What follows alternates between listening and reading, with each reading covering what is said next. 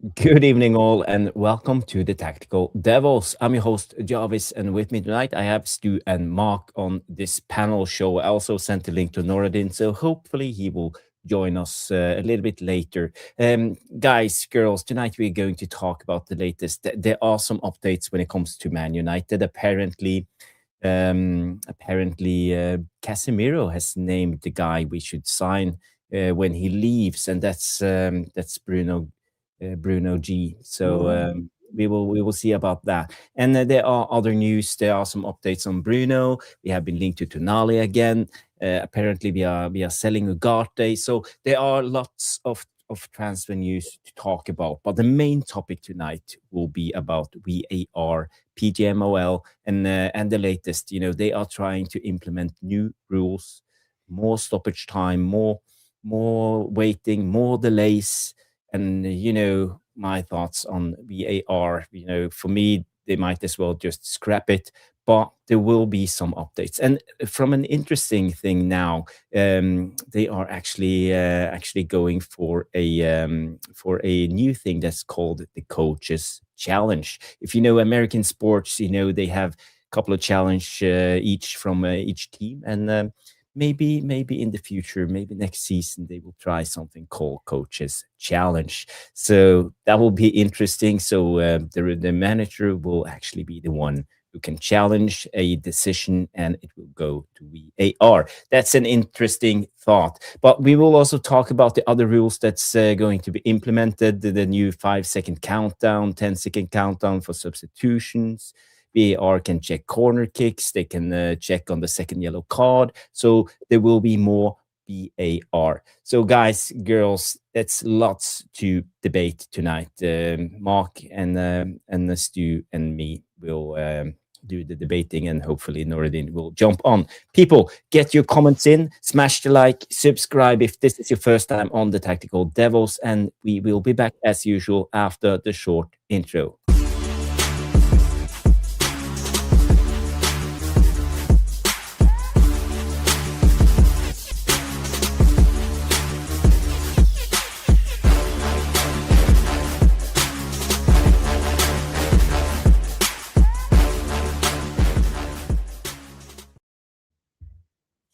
Yes. And the three amigos is back in the studio. We are ready to do a show on the Tactical Devils. So, guys, I see a lot of people have tuned in already. We have Catherine No Nonsense McDade. We have Jamie Wayne, Irish Pit Terrier, Danny B. Das is in the building. Jamie Wayne, big up, Jamie. Good to see you. And Bilal, I am Titanium. All of you, the legends, tune in early. So, first of all, I want to say hi to the guests. Stu and Mark. So who want to go first? Raise a hand. Well, I'm. You can go, Mark. I'm too busy liking the video and sharing the video at the minute. Oh, you're on mute, Mark. That's because I'm so used to going second, because Stu always jumps straight in. I normally go first. Yeah, I'm sharing at the moment via Twitter. Thank you, Stu. I'm good, Jarvis. A little bit worried about tonight's show, how it can go, because obviously everyone has quite a broad say, don't they, on VAR and PGMOL, and I'm not even sure how many of the rules I still understand. So it'll be quite interesting. Yeah, I think that's the main question. None of us know the handball rule. None of us know the offside rule. When it's offside, when it's not. And, as I said yesterday on the show, a lot of it is subjective as usual. So, for me, as I said, we might as well just scrap it until it's better. But, and basically it's just because of this clear and obvious thing. It started with the clear and obvious as a tool to help the referees. But right now, it's VAR who's making the calls on the pitch, and the referee is the tool for VAR. So it's the opposite. And for me, I think that's not the right way. Clear and obvious should be clear and obvious. So if it's a clear and obvious offside, not an inch, not a millimeter, not a tip away, but the kneecap or whatever, the same we saw with Casemiro, I want it to be clear and obvious. And then, okay, VAR, do your thing. If not, F it, shut up, and move on with the game. That's just how I see it. Stu, what's your take? VAR I never wanted VAR in the first place. You know, there's no jeopardy in football anymore with VAR because, you know, it always did and always will and will always continue to level out throughout the season.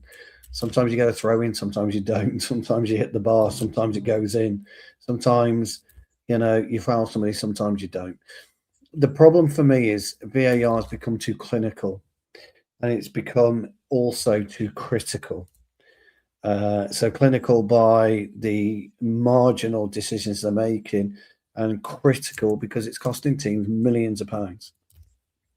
You get one error that VAR gets wrong, and it's happened, didn't it? It happens in the Leeds game, the Burnley game. It's happened so many times this season, and it could be the difference between £10 million and £1 million. And the Premier League is that tight in terms of finance.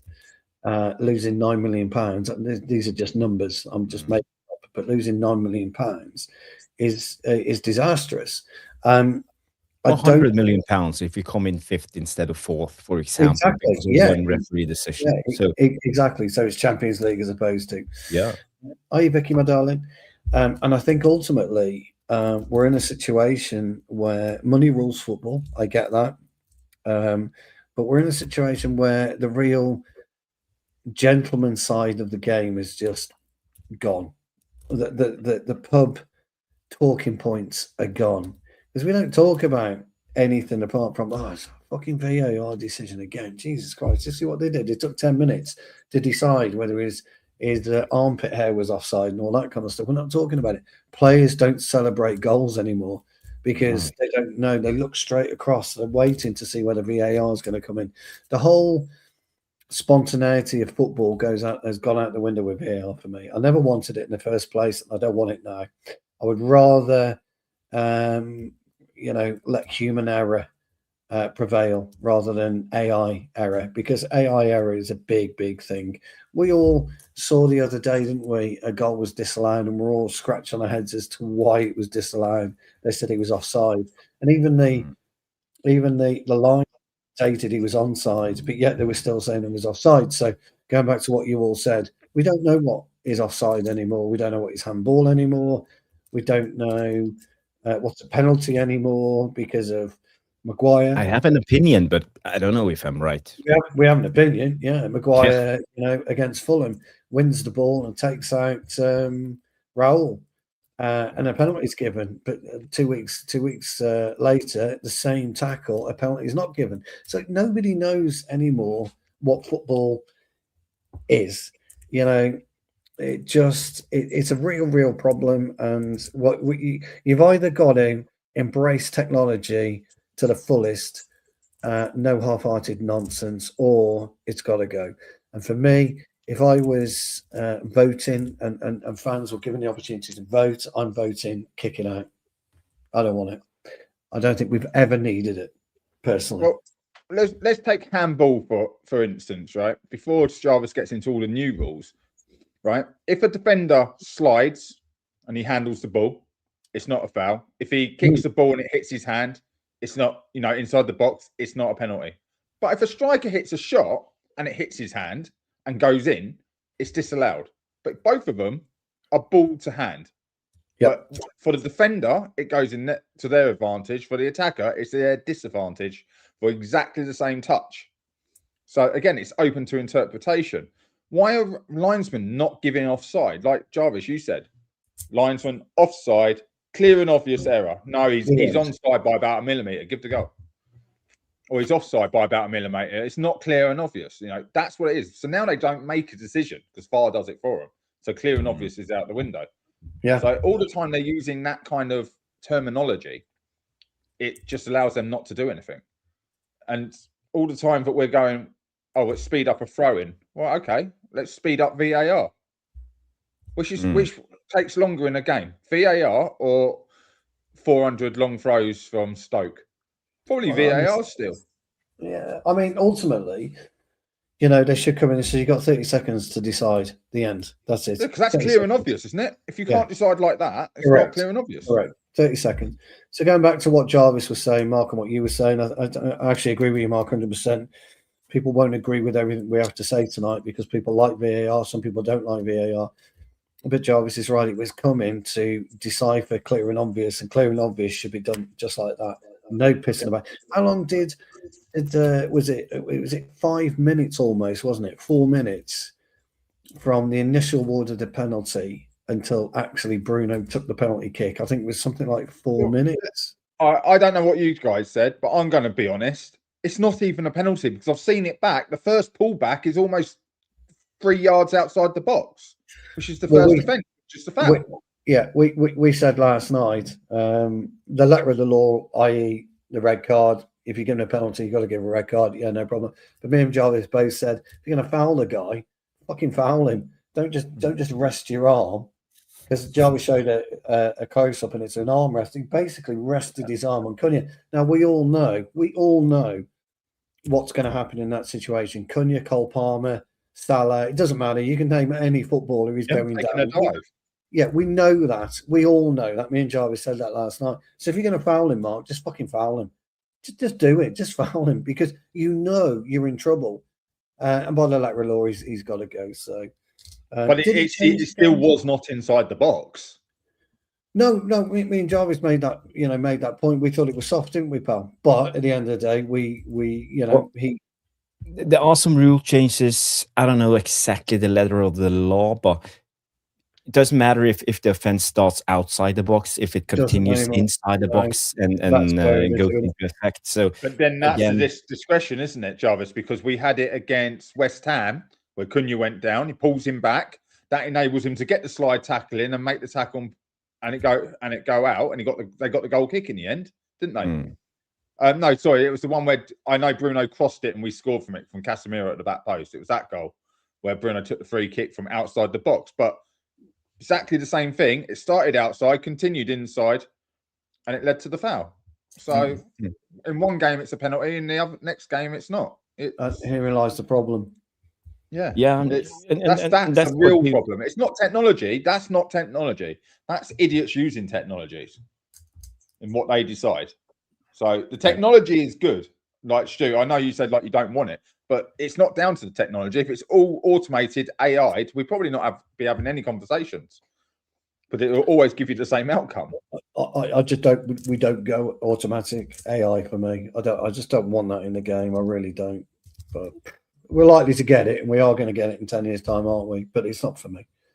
I don't like But what I mean is, it will guarantee to give you the same outcome because it will be programmed. It will guarantee to give you the same outcome. Yeah, absolutely. But if you're going back to this marginal, you're like you said, Mark, you're a millimeter offside or less than, because automatic AI will be as accurate as it gets, and it'll be less than a millimeter. It could be, measuring it on to us.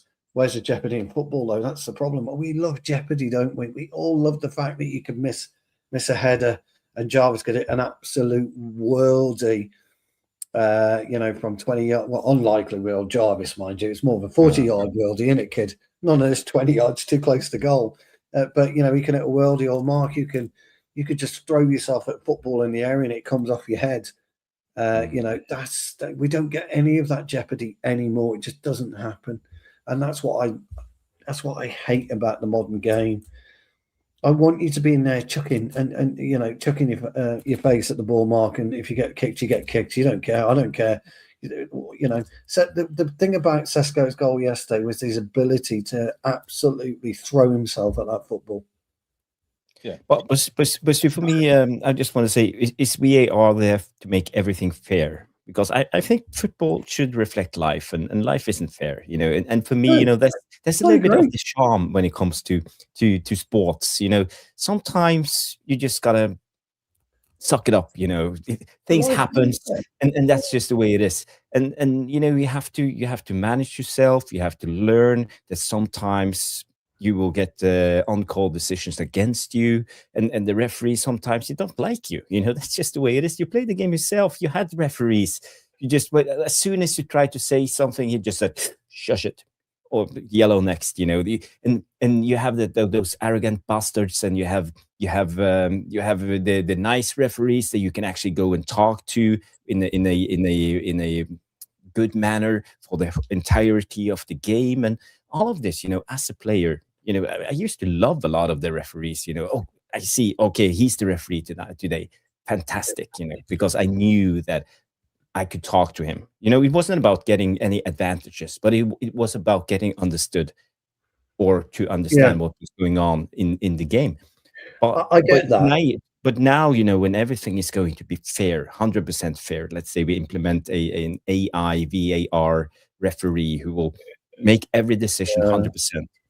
I think you will lose the charm of football in a way. I know it's a weak argument, but it's actually not a weak argument, because I think the charm's gone out of football anyway. We've been on this channel hundreds of times, and I've spoke about modernism in the game, and I hate how much I hate modernism. Jarvis, I still love walking on a pitch now, and the ref's looking at me going, "You fucking wanker."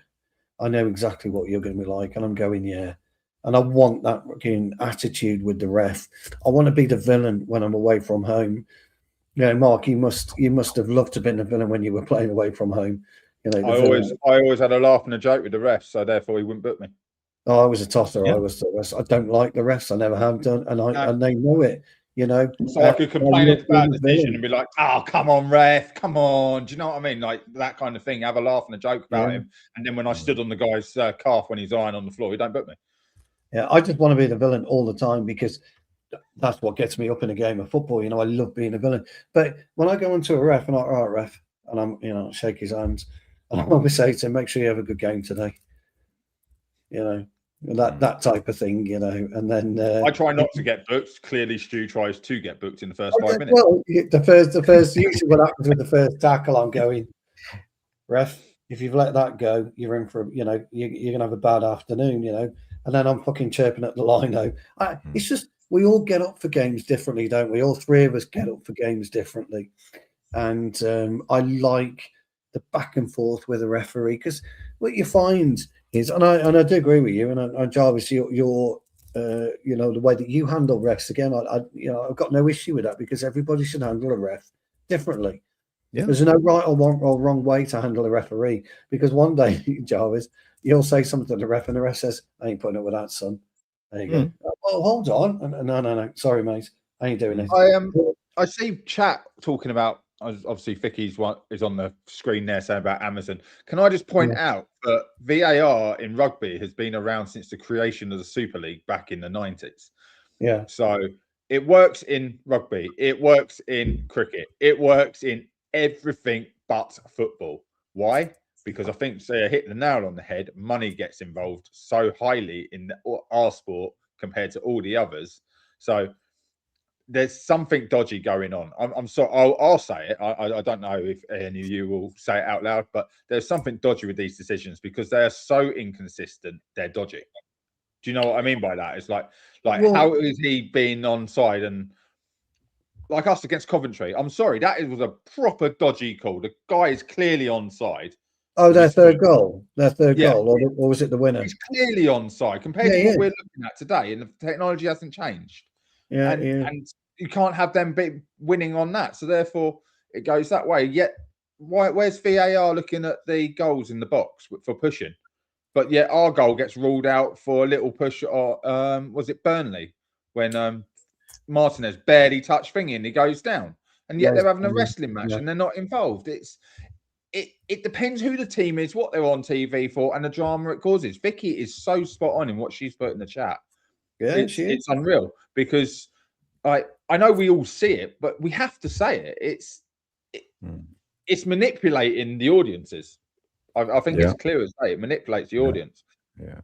Clear and present danger, as I always going to call it, instead of clear and obvious. Clear and present danger. What's there? Is it going to cause us a problem? Yes. Right. Let's call it now then and stop that from happening. Yeah.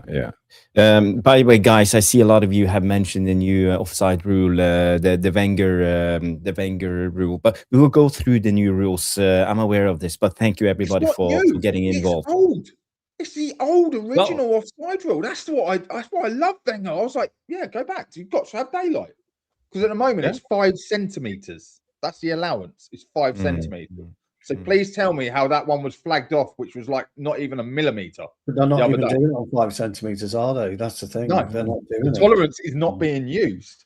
Yeah, and that's semi-automated. So I don't see how that's working. No.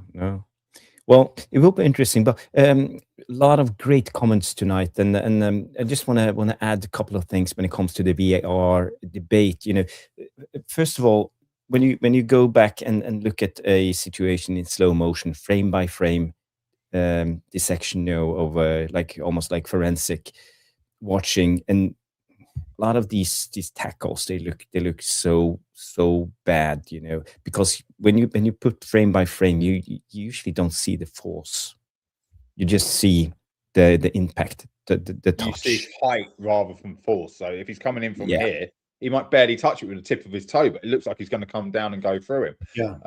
If you've played football, you know, and if you haven't, you're never going to get that given right. Like the Dallo one. The Dallo one was a clear red card. They're saying no force. The guy's running at full speed, puts his leg up and crash into him. Force or not, it's down to the player getting out the way. That was a red card. And there wasn't enough force. Now, Stu, you know, I know, Jarvis, you've probably been caught many a time on the wing. That's a leg breaker coming in at that speed. Just even if you slipped or you can't move, it's and they go, oh, not enough force. Yeah, it is ridiculous, isn't it? I mean, look, you know, ultimately, if foul's a foul, force or not, we've always thought that anyway. You're above the knee. We wear shin pads, right? We don't wear knee pads. We don't wear thigh pads. We wear shin pads. So above the shin, it's if you can call them shin pads now. Well, yeah, those are mini. They're not the shin pads anymore, are they? They're fucking that big, for fuck's sake. But let them get hurt, mate, wearing them. I'm telling you now. Luke Shaw yesterday. Yeah, Luke Shaw yesterday. You know, when they showed the slow motion of him, you know, getting injured with his foot, I was looking at his socks. I'm thinking, they're just above the ankle. Yeah, but you know why, don't you? With that calf, he can't have his sock up properly on that thing because the bolts protrude through on the skin.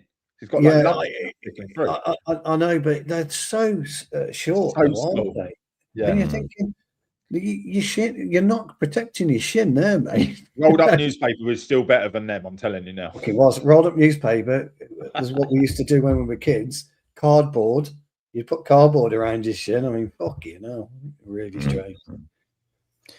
Paul comes in with a brilliant point, and he says that football is about flowing game. Rugby, cricket, Yankee sport mostly is stop and start. It allows for constant stoppage and interruption of VAR, and football is made for it. And another point, you know, you can also add this is injuries, because, you know, if you run, let's say, between 10 to 12K during 90 minutes, and it's not like jogging. It's not a marathon. You're sprinting, stopping all the time. And if you stop, let's say, for 5 minutes for a VAR decision as a player, I bet you you can find a link between all the recent injuries and the new VAR rules coming into effect, because players now have to stop. Your muscle, your muscle gets cold. Your blood stops flowing at the same way, you know, and next time, you know, game gets going, boom, you're injured.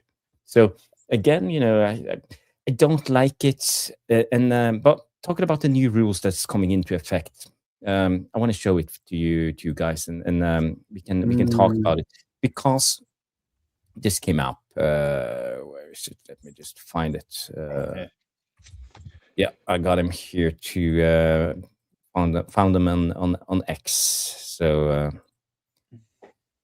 here we go. So as you see here, you have the 5-second countdown on goal kicks and throw-ins. I think that's a good rule. That's impossible, Jarvis. That I can tell you now from being an old goalkeeper. You want 5 seconds on taking a goal kick? I'm going to take me 4 seconds to sort my run out up and place the ball. So that's not happening. 5 seconds. No. It's the countdown. When the referee feels they have spent enough time, he starts a countdown, and then you have 5 seconds. The same as a ball in hand. Yeah, they can't even get that rule right. So it's supposed to be 8 seconds, isn't it? Yeah, but Stu, have you seen it in your different games? Like, if I catch the ball in the air, he'll let me land, control myself, pick myself back up. But if I pick the ball up off the floor, instantly they start counting. So there's already different versions of that. And again, it's down to the referee's interpretation. 5-second rule, interpretation. That's the first thing on all these rules coming in. They're bringing in rules that have to be interpreted. Well, we all know rules as a black and white, right? That's how rules don't get broken. There is definitely some strange ones. Sorry, anyway, Jarvis, come on, carry on. No. Just have you say. That's okay. No, I'm just seeing that 5 seconds. It just jumps out at me going, 5 seconds is nothing. No, yeah. But as I said, as I understand it, the referee's discretion. Yeah. Okay. And another rule is the 10-second countdown on substitute players to leave the pitch. I don't know how. Are they going to give a free kick or red card or whatever? What's the penalty? Well, the rule has been, hasn't it, for the last 2 years, that whatever side of the pitch you're on, you leave. So if you're being substituted, if you're on the far side of the pitch, Jarvis, you're supposed to get off the far side of the pitch and walk around. Mm. They don't, do they? They come across, they jog across. You see it all the time. They do their substitute and they do it, but you're supposed to leave the side of the pitch that you're on or the position there you are. You're supposed to leave. That's where you're supposed to leave. So I think that's why they've brought that in, because that wasn't happening. No, but there was also saying for, like, if you're in a away hostile environment, you don't want your player going off on that side of the pitch, walking around all the hostile fans. Again, they did say that. Yes, they did say that. I mean, for me, which one is it? Yeah, for me, it doesn't matter. I quite like it. I'll give you a scenario. We're playing away at Fenerbahce. Yes. And you Bruno Fernandes down injured. He's got to come off. And he's right on the far side, and he's got to come off and walk around the side of Fenerbahce. Yes. Dive in, go crowd surfing. Yeah, well, Cantona would have. Cantona and Keane would have taken a lot of, didn't they? So I can kind of see get the police escort around the pitch, with the shields. I can see that one, because actually, in all fairness, players will take their time, won't they? We've seen it. We've done it ourselves. Take your time walking off. So I think that's I can live with that one. I'll be happy if they went, right, you've taken that long to get off, he can wait to come on. I'll wave him on. You know, like when they wave you back on from the thing, I'll take his name, right? Yeah, he's coming on. You can wait there now until for 10, 15 seconds. And if that's a corner or something like that, you're screwed, aren't you? That's what I can live with that. But that's actually the new rule. So if it takes more than 10 seconds, the substitute has to wait 1 minute before he is allowed to enter the pitch. So the player's gone down, bad injury, or got cramp, and is going to struggle to get off the pitch. Yes, and if you get counted off 10 seconds by the referee, because it's a subjective decision by the referee if he wants to start the countdown. Subjective rule. But if you look at the final one, I know you did a VAR as well, Jarvis, but the final one where players are treated outside the pitch must stay off for a minute. And a minute is a lifetime in football. Yeah. And if they treat that minute like they do sin bins, Stu, where it only counts as ball in play. Yeah. That's quite a bad one, that one, Jarvis. It is. It can affect the game. I think so. Yeah. We scored against Everton. It took us 30 seconds, didn't it, to get from the initial Maguire clearance down towards Maguire from Mbeumo from Cunha to the goal. That's about 30 seconds. It was probably even 8. It's probably less than that, Mark. You're right. I was probably being generous on 30 seconds. No, that's what I'm saying. Do you remember San Marino, England? 8 seconds. 8 seconds, yeah. Sorry, Stuart Pearce, yeah. It's crazy. So I think that one there is an absolute crazy one. The VAR one, Jarvis, they can check corner kicks and second yellow cards. Wow. We're doing that anyway. Yeah, they are, but are you checking too much then? For me, are you checking too much for a corner kick? I will go back to that free kick I said about with the Cunha one. They gave the free kick outside. The VAR rule stated at the beginning of the season, if it's outside the box, they can't intervene. So if they see it's an outside the box thing, They can't intervene. It's play on. It's whatever the ref gave. So if the ref gave a penalty, he'd have to give the penalty. If he gave a corner, he'd have to give the corner. They can't say, actually, it's outside the box. Sorry, we can't be involved. It's a funny one, and 2 yellow cards. I don't know. I mean, if you're stupid enough to pick up 2 yellow cards in a game, you've only got yourself to fucking blame anyway, haven't you? So. Yeah, but you know, I think it's the second yellow card thing. I think that's a good one. I think that's a good one because sometimes, you know, a referee gets a little bit too eager, especially in the beginning of the game. If they don't know the flow of the game yet, and let's say they give a cheap yellow card at the beginning, and you think it might deter them. You think it might deter them with yellow cards. Yeah. I think that's a good thing because I think then you have. We've already determined from doing everything else, so let's, you know, making a decision. So right now, let's not let them give them yellow cards and red cards. Let's stop that because VAR gives the red card, not the ref. I'd be okay with a deterrent on that one, actually, because there have been some stupid yellow cards, hasn't there? We have seen some stupid. Okay, let's take last night, the United game. So you're telling me Kamada didn't get a second yellow card in that game? Kamada should. I don't. Me and Charles are talking about VAR sending him off. That's what I want to know. Is VAR sending him off about the 5th consecutive foul after he was? You know, look at it at the other way. You know, you got a yellow card after 5 minutes, and it was very aggressive, and he had 3 tackles. And for me, you know, if it was the opposite way around, if he had those 3 tackles and then the first one that he got a yellow card, I wouldn't have been sitting here saying he should have had the red. Saying, referee, you've got it wrong.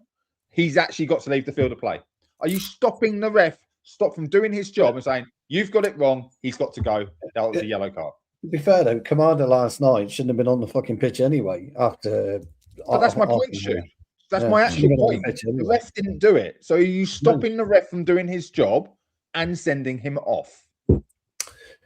I don't know whether you need to bring that in at maybe half time instead of stopping the game. I don't know. So we're talking about speeding the game up, and we're actually giving them a chance to keep stopping the game, especially the one on the corner kicks. I think that's a silly rule. You know what's the next throw-ins? Yeah, it's a silly rule. Yeah, so corner kicks, throw-ins. Yeah. I mean, on corner kicks, where do we end? You know, where do we end? That's what I mean. The lino is there to determine what's going on. I just, do you know what I'd rather do? And they looked fucking dumb.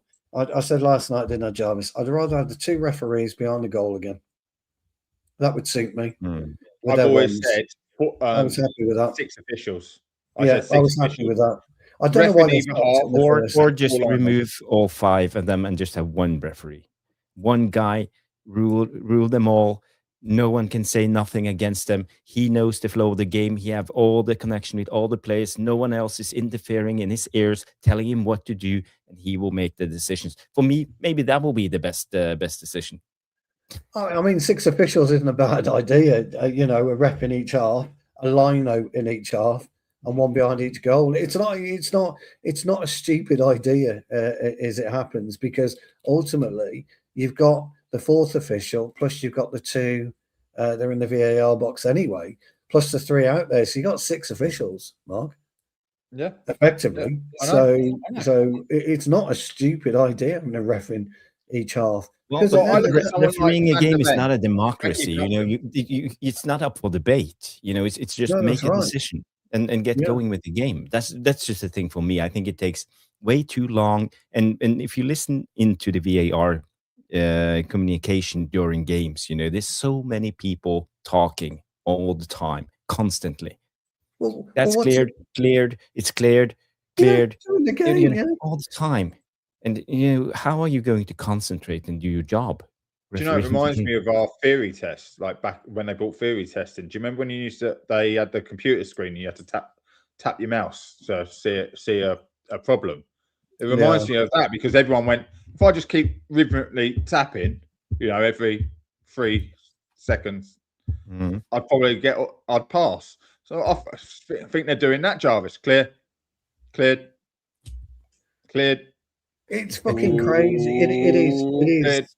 It is absolutely ridiculous. And I think, look, we all love the technology. Let's be honest. You know, in our daily lives, we're all using technology on a regular basis.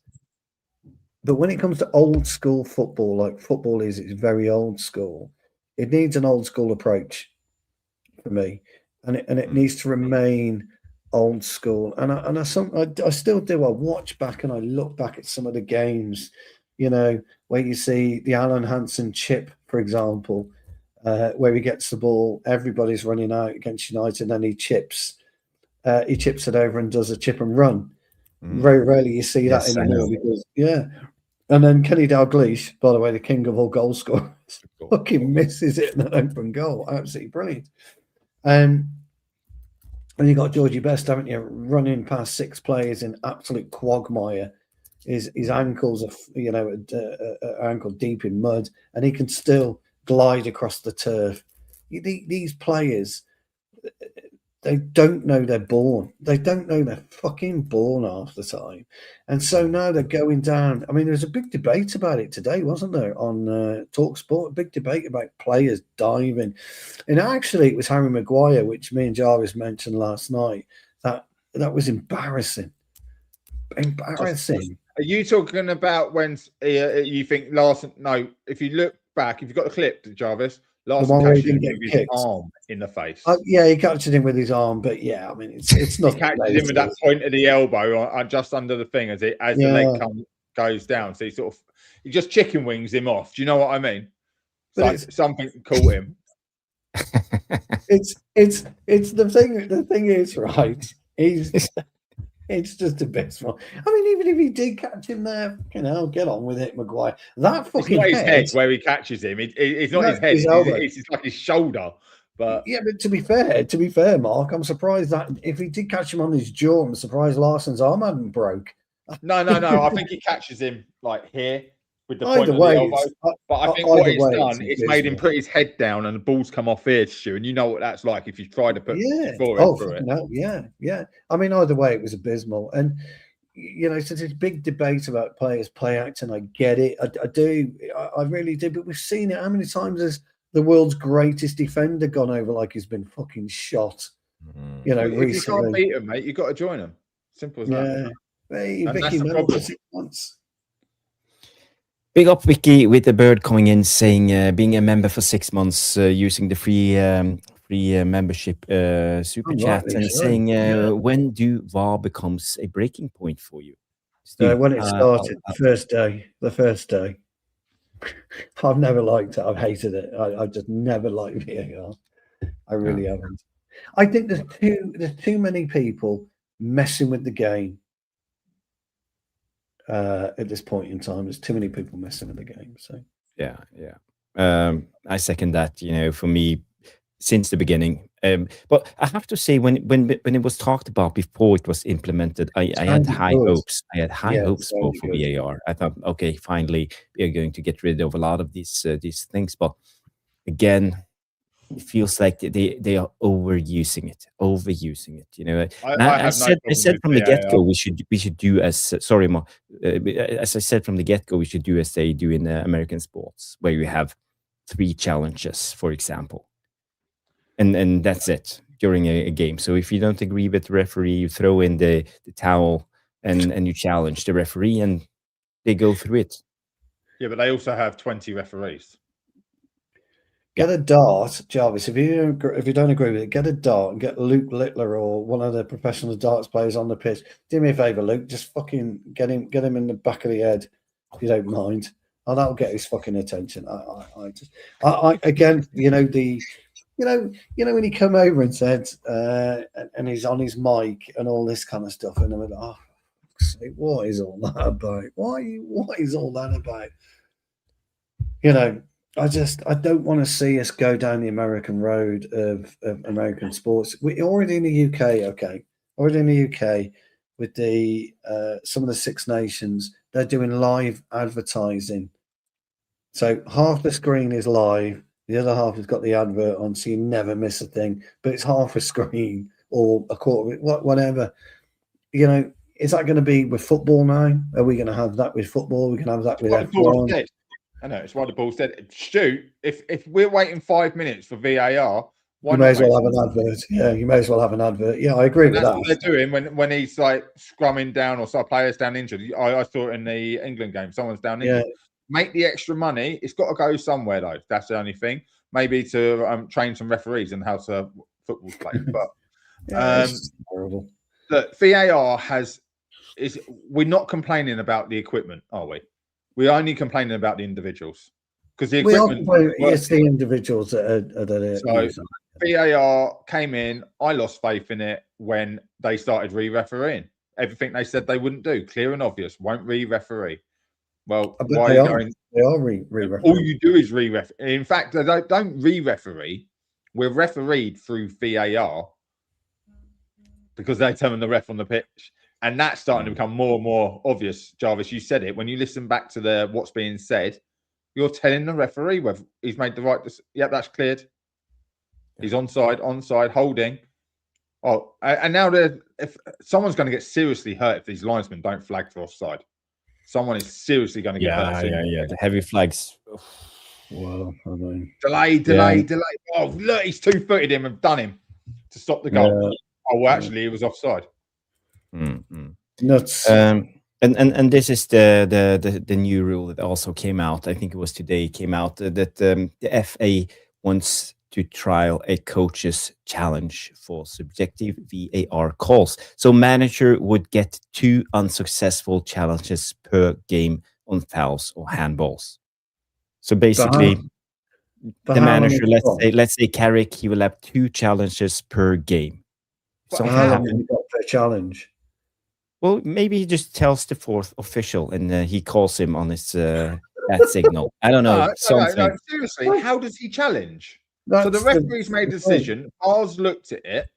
Who's then going to overrule it when he challenges it? What? We're challenging the guy who's made the decision. He's going to say, "Oh shit, he's challenged me. Actually, I'm wrong." You need someone else to come in, don't you? Then you need a third party to come and go. Actually, I need to look at that. No, he's right or he's wrong. It wouldn't work. I get challenges. I totally get it in American football. I watch so much American football when it's like in season, but it's like I said, they have multiple touch judges, multiple flags on the thing, fouls. Everyone's dedicated to watching one specific thing. And then when it does get challenged, they go to VAR, so to speak. And that works. But I think if I read the article correctly, it was in the Times. The proposed system, it would allow manager a limited number of VAR challenges per game, so that's 2, and they will keep the automatic reviews for factual decisions like offsides, and it will require coaches to formally request reviews for subjective decisions such as fouls, handballs, and red cards. Yeah, but who's making that decision? The coach. No. So VAR won't intervene on anything. They will let the referee do his thing, but the coach or manager could challenge the decision of the referee, and then it will go to VAR to check it. What's VAR doing for us? Yeah, the thing about that for me, that doesn't work. Well, it doesn't make sense if that's how it's worded. Can you imagine doing your 2 challenges and then about 30 seconds later, you go steaming into the box and a penalty's not given? And then you're going to stand there going, oh, shit. So when it happens in a lot of sports. But A, when would you use your challenges? But B, more importantly for me, if he has to hold up a red fucking light or something like that, and he's doing this, or as you quite rightly say, 4th official, get here, challenge, stop the game. What are you challenging? Blah blah blah. How long does that interaction take? Does the referee then get any video evidence? Is there a tablet that's brought onto the picture? I just can't see it working. I don't understand it. I tell you how what's going to do. It's going to take longer than 5 or 10 seconds for the other fucking rules, isn't it? One would think so. Yeah. Well, one would think that you're looking at. I mean, as you're looking at a 5-minute delay. Yeah, Look has the ref got a minute. minute? Have you got 30 seconds to give your challenge, and the ref has 1 minute to say? I mean, I don't get it. Yeah, but anyway, I think it will be better because at least you will cut down constant VAR interference in the game. You will only have 2 challenges, and you have 2 managers, so four times going into VAR Travis, during we're a not going to game. stop maximum. using VAR to import challenges. VAR is still going to give every decision it would give in all the other scenarios. No, just automated things like So that's offsides. just offside then, isn't it? And The only thing goals. that's automated is offside and ball crossing the line. Yeah, that's it. Basically. Well, you can't challenge that. It's satellite or whatever you want to call it. So the ball over the line can't be challenged because it's factual. And semi-automated offside, you can't challenge. It's factual. We might not agree with it, but it's factual. It shows the lines. But if you can't challenge that, you can only challenge human error. But that's why I'm saying you'd need a third party for that challenge, because you've got the referee on the pitch, you've got the officials in the VAR box. Well, the third party can't be in the VAR box and it can't be on the pitch. And you wouldn't run with any frivolous challenges either. So you would have to keep your challenges to what. Well, if you get it right, Stu, you would keep it. Yeah, you would. I mean, chances are I wouldn't even use a challenge because I'd be waiting for something else to happen. So you've got to hedge your bet. It's really interesting. That's what I'm saying. So if you've got a third party that would give it, that's fine. Someone who's independent. But you can't challenge and tell someone who's already said no. They're going to go, I'm wrong. You can't challenge because let's say you're a penalty situation. Your attacker gets tackled. He's through on goal, but the referee says play on. It's on the ball. You challenge. VAR are checking it. You challenge, and then VAR will check it. No, if VAR will already be checking it. VAR won't intervene at all. This is the thing. So it's only the challenges, no VAR. So do you know what you'd have to do then? You'd have to employ one of your coaches to sit up way in the stands and spot with his spot the game with binoculars. It's fucking nuts. The game's gone. Yeah, if they do that, the game is gone because that is ridiculous. Like you can't be using VAR for all these seasons and then say no, we're not using it unless someone challenges. That's like having a sensor in your shin pad that lets you know the velocity of a kick, and then you can determine fucking hell, he's in the red. Ref blow it up because he's been kicked in the fucking shin. I mean, Jesus, come on. Yeah, I can't see that being the correct interpretation of the law that they're going to take away all of it. I just don't know. It's weird. The more I think about the challenge, I think it's really strange. You know, I don't know. No. Okay. Just go back to the 70s where people just got on with it. You were saying, Mark. No, I'm just reading up why I've got it here from the Times. I'm just reading it. Yeah, it's really poorly worded. The FA is proposing a trial where managers / teams trigger review for subjective decisions. Open brackets, fouls, handballs, etc. Close brackets. Instead of VAR stepping in so often, offside would still be handled separately. So what the fuck is VAR would be gone? Because that's what the others are saying. You would shit yourself that you waste your 2 challenges in the first half because you've got quite a feisty game. Yeah. And then the other team wins the game by keeping theirs till the end and gets a penalty. Yeah. You would have to challenge one in the first half, one in the second half, maybe. Although I don't know, it's crazy. Mate, that would be chess. That would be who flinches first wins. Yeah, basically. Yeah. Can I just say that? This is the Americanization of European football, and I'll be shocked if they don't put adverts while we wait for the decisions. Yeah, we were talking about that.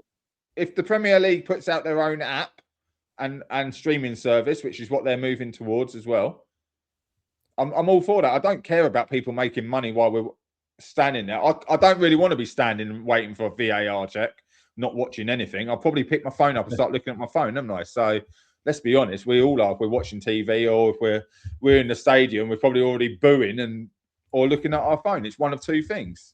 And then for me, that opens the gateway to the end of the game as we know it. So the thing, what's brilliant about the football is that whether you play 4 against 4, 3 against 3, you turn up in any park anywhere around the world, the game is a universal language. The game, whether you're playing on the street at the lowest level or you're playing at the World Cup final, is the same in terms of what the rules were. What this new thing that they're proposing is bringing is 2 separate games. And that's what makes football the people's game, makes it a universal language, makes it the people's game. And they're going to do that because of capital greed. Yeah, they'll ruin it. They'll ruin football. I'm not with it. They'll ruin football. You know, we played tonight a really good, really interesting game of 11-a-side. And I'm playing against a bunch of 23-year-olds. You know, and the only way I'm staying in the game is by expertise and knowledge, lads. I'm not staying in the game with pace, fitness. I'm staying in with knowing where to be at the right time, how to master the dark arts against these young pups because they don't know what it's about. Football is about that type of thing. Football is about outwitting your opponent, you know, taking on the challenge of your direct opponent and beating him, or him trying to beat you. And the best way to do that is to, you know, enjoy yourself within that game. And if you've got to use an elbow or you've got to use a whatever, you do it. You don't go out to hurt anyone intentionally, but you do it. That's just life. That's how it is. But nowadays, so me and Nuruddin are battling, and Mark comes in, steams a pair of us out. Jarvis is going, I can't use that as a challenge. I fucking do that. What am I going to do? You know, I want him off, but I can't do that. So I've got to hold it. And then that penalty never materialises, Jarvis. Or the handball never materialises. So I've just read a bit more about it. Do you know why I'm going to be totally against that coming in?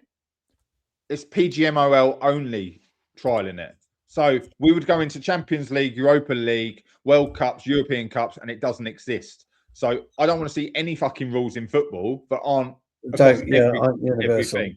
Because what I was just reading was about the what we've been doing, talking in the stadium, the referees talking in the stadium. That's now going out worldwide.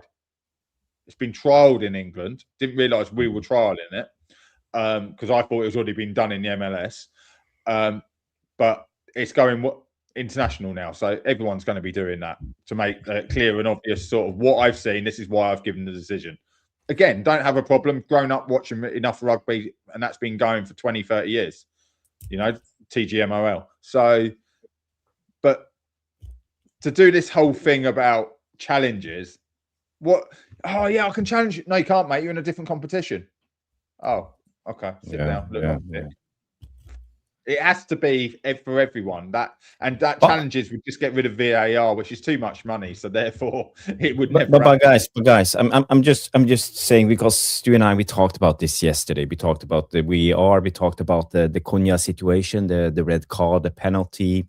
I heard Nuruddin said on Said channel earlier that he's okay with it because of what happened to Casemiro. We all know the strangling the situation, you know, and that was wrong. And, you know, this decision was wrong. Sometimes it's given, sometimes it's not.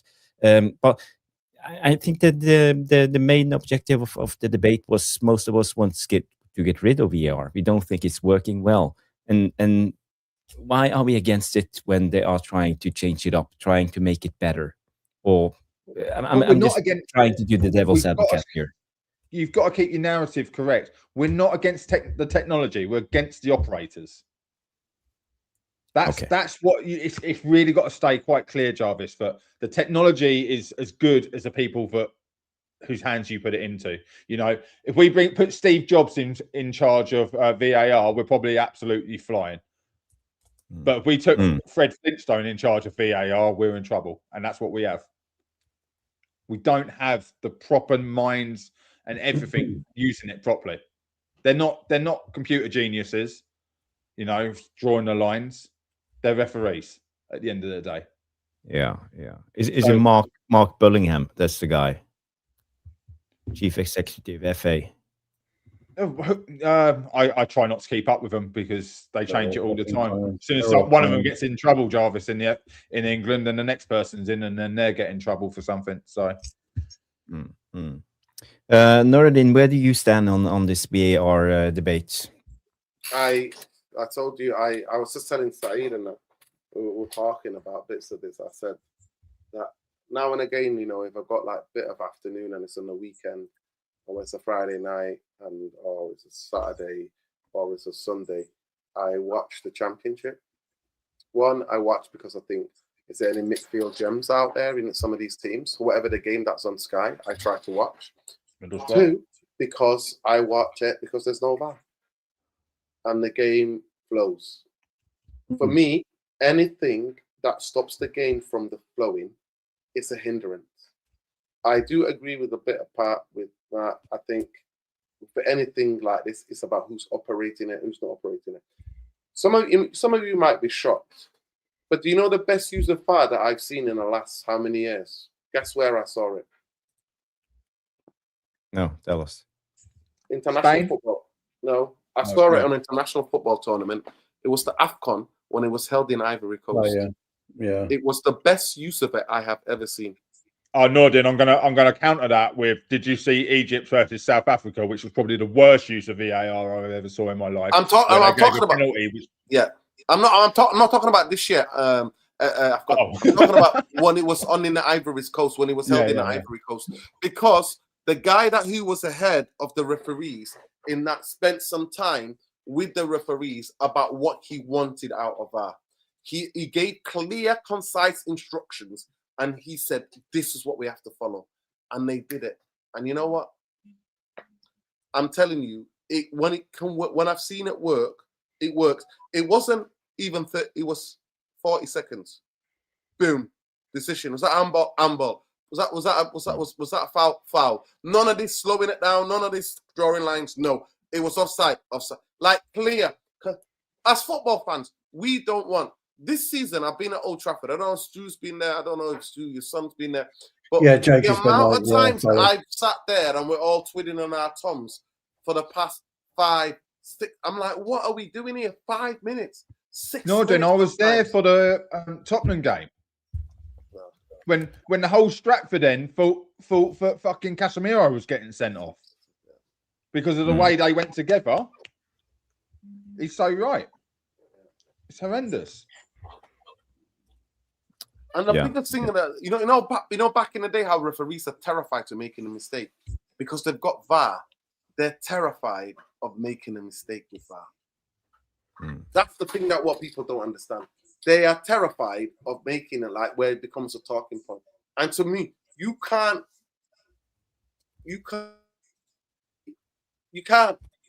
As football fans, we're used to having talking points, or the referee was against us, or that was definitely a red card, or that definitely was not a red card, that was definitely yellow. We're used to that. That's football. But now, the PML, whatever they're called, they become, and the Howard word has become so sensitive. Listen, if you don't want to face criticism, you're in the wrong job. You're in charge of the... Nobody likes a referee. You go to any ground, there's specific songs for referees, specific type of chants for referees. I can only talk about it in English football because that's what I've experienced. And I've been to Spain, and there's still some chants for them as well. Nobody likes referees. You don't have to mind it. You officiate to the clearest, concise way that you think you can, and you try to be as fair as you can. That's all you need to be. For me, the thing why I wasn't saying anything about that being soft, because I've seen Manchester United get soft red cards. I saw that, especially with Casemiro. I've seen him get. He took in one when we had a huge brawl, and I was sat right down the middle, looking at where Casemiro was. Huge brawl to give him a red card for him just doing that 10 seconds on Hughes's thing. I'm like, cry me a river. We don't care. Because that when it happened to us, you didn't care. You weren't talking about it being unfair and whatever, it was harsh. No, it's not. So I am not going to sit, especially against Crystal Palace, and go, that was harsh. No, I'm not. Because I saw Casemiro get sent off for nothing. For absolute nothing. Plus, every other fan will take that all day long anyway. So you can't be hypocritical about it. Love it. Well, I loved it. That's it. Funny enough, the one you're talking about, when Casemiro got sent off for holding the shirt, it wasn't even on his throat. Was it Diop or someone like that behind him? Fucking had one of our players by the throat in the same fucking shot, and they didn't do anything about it. So guys, we have. Like I say, it's down to the operator. We have one more before we have other footballing news. We will talk about Casemiro. We'll talk about Ugarte. We will talk a little bit about the game yesterday, and there's more topics to cover. But I have one more when it comes to the referees, because Bilal just sent me this, and I might as well just show it to you guys. But it's breaking: the Arsene Wenger new offside rule has been approved and will be used in the Canadian Premier League. And a player will only be offside if it's fully past the last defender, so it won't be decided based on body parts anymore. Yeah. And you know what? To show you the picture, this is not inventing the rules. He's not inventing the rules. He's not. This is what offside used to be. When the ball was played, you had to be clear of the defender for you to be given an offside. Yeah. This is going back to basics. This is not revolutionary. This was what offside used to be. Norden, you're right. It's clear body things. If I'm leaning forward and you're running that way, our bodies are never going to line up. They're completely against each other. There's only a percentage of your bodies that can be in line. So therefore, you need clear daylight between them, because, like you say, if you're going for a header and I'm sprinting, you're leaning forward. Facts. The big things is, Jarvis, what people don't understand. A striker, they train to get ahead of you, to get at the defenders, unless you're on your toes and you're well drilled, and Stu would tell you, what is the biggest thing what we used to get told? Drop. Give it 5 yards. Why? Because that gives you time when the time he's about to set off. So that you always had time. So you dropped or you stepped in so that you can clearly see there's a distinction between you and him. That part, you are like that, and it's offside. That's how you were coached. That's what I was told to coach young players. Not to go, oh, half of my thigh is offside. Half of my elbow or my fingertips are offside. What? This was nonsense. And everybody and their nan knew it. And that's what I'm saying to you. So what he's doing is going back to what it used to be. Yeah, 80s, you have isn't to it? have a clear body between 70s. you, and that's what it was. And that's how you coach. So even in a what's the word that I'm looking for? Is it biomechanics? Yeah, biomechanics. Biomechanics are somebody striker who's already on their toes, who's already getting at it, who's working on that. He trains on that quick turn. He trains on that quick movement. Always told, hold your line. You know what we used to get sometimes? Our coach used to get string. Stu would say, this is old school tricks, right? They would get string and say, hold that string. So you had that side there, the left back with the centre half with his own centre half partner, and this other side. And that's how they used to go, right? Defense. I remember the training well. I've coached, and I'm still doing it now, Nuruddin, and I've coached this for 15 years. I do it with bibs. And I teach the lads. I put them in a 4-4-2.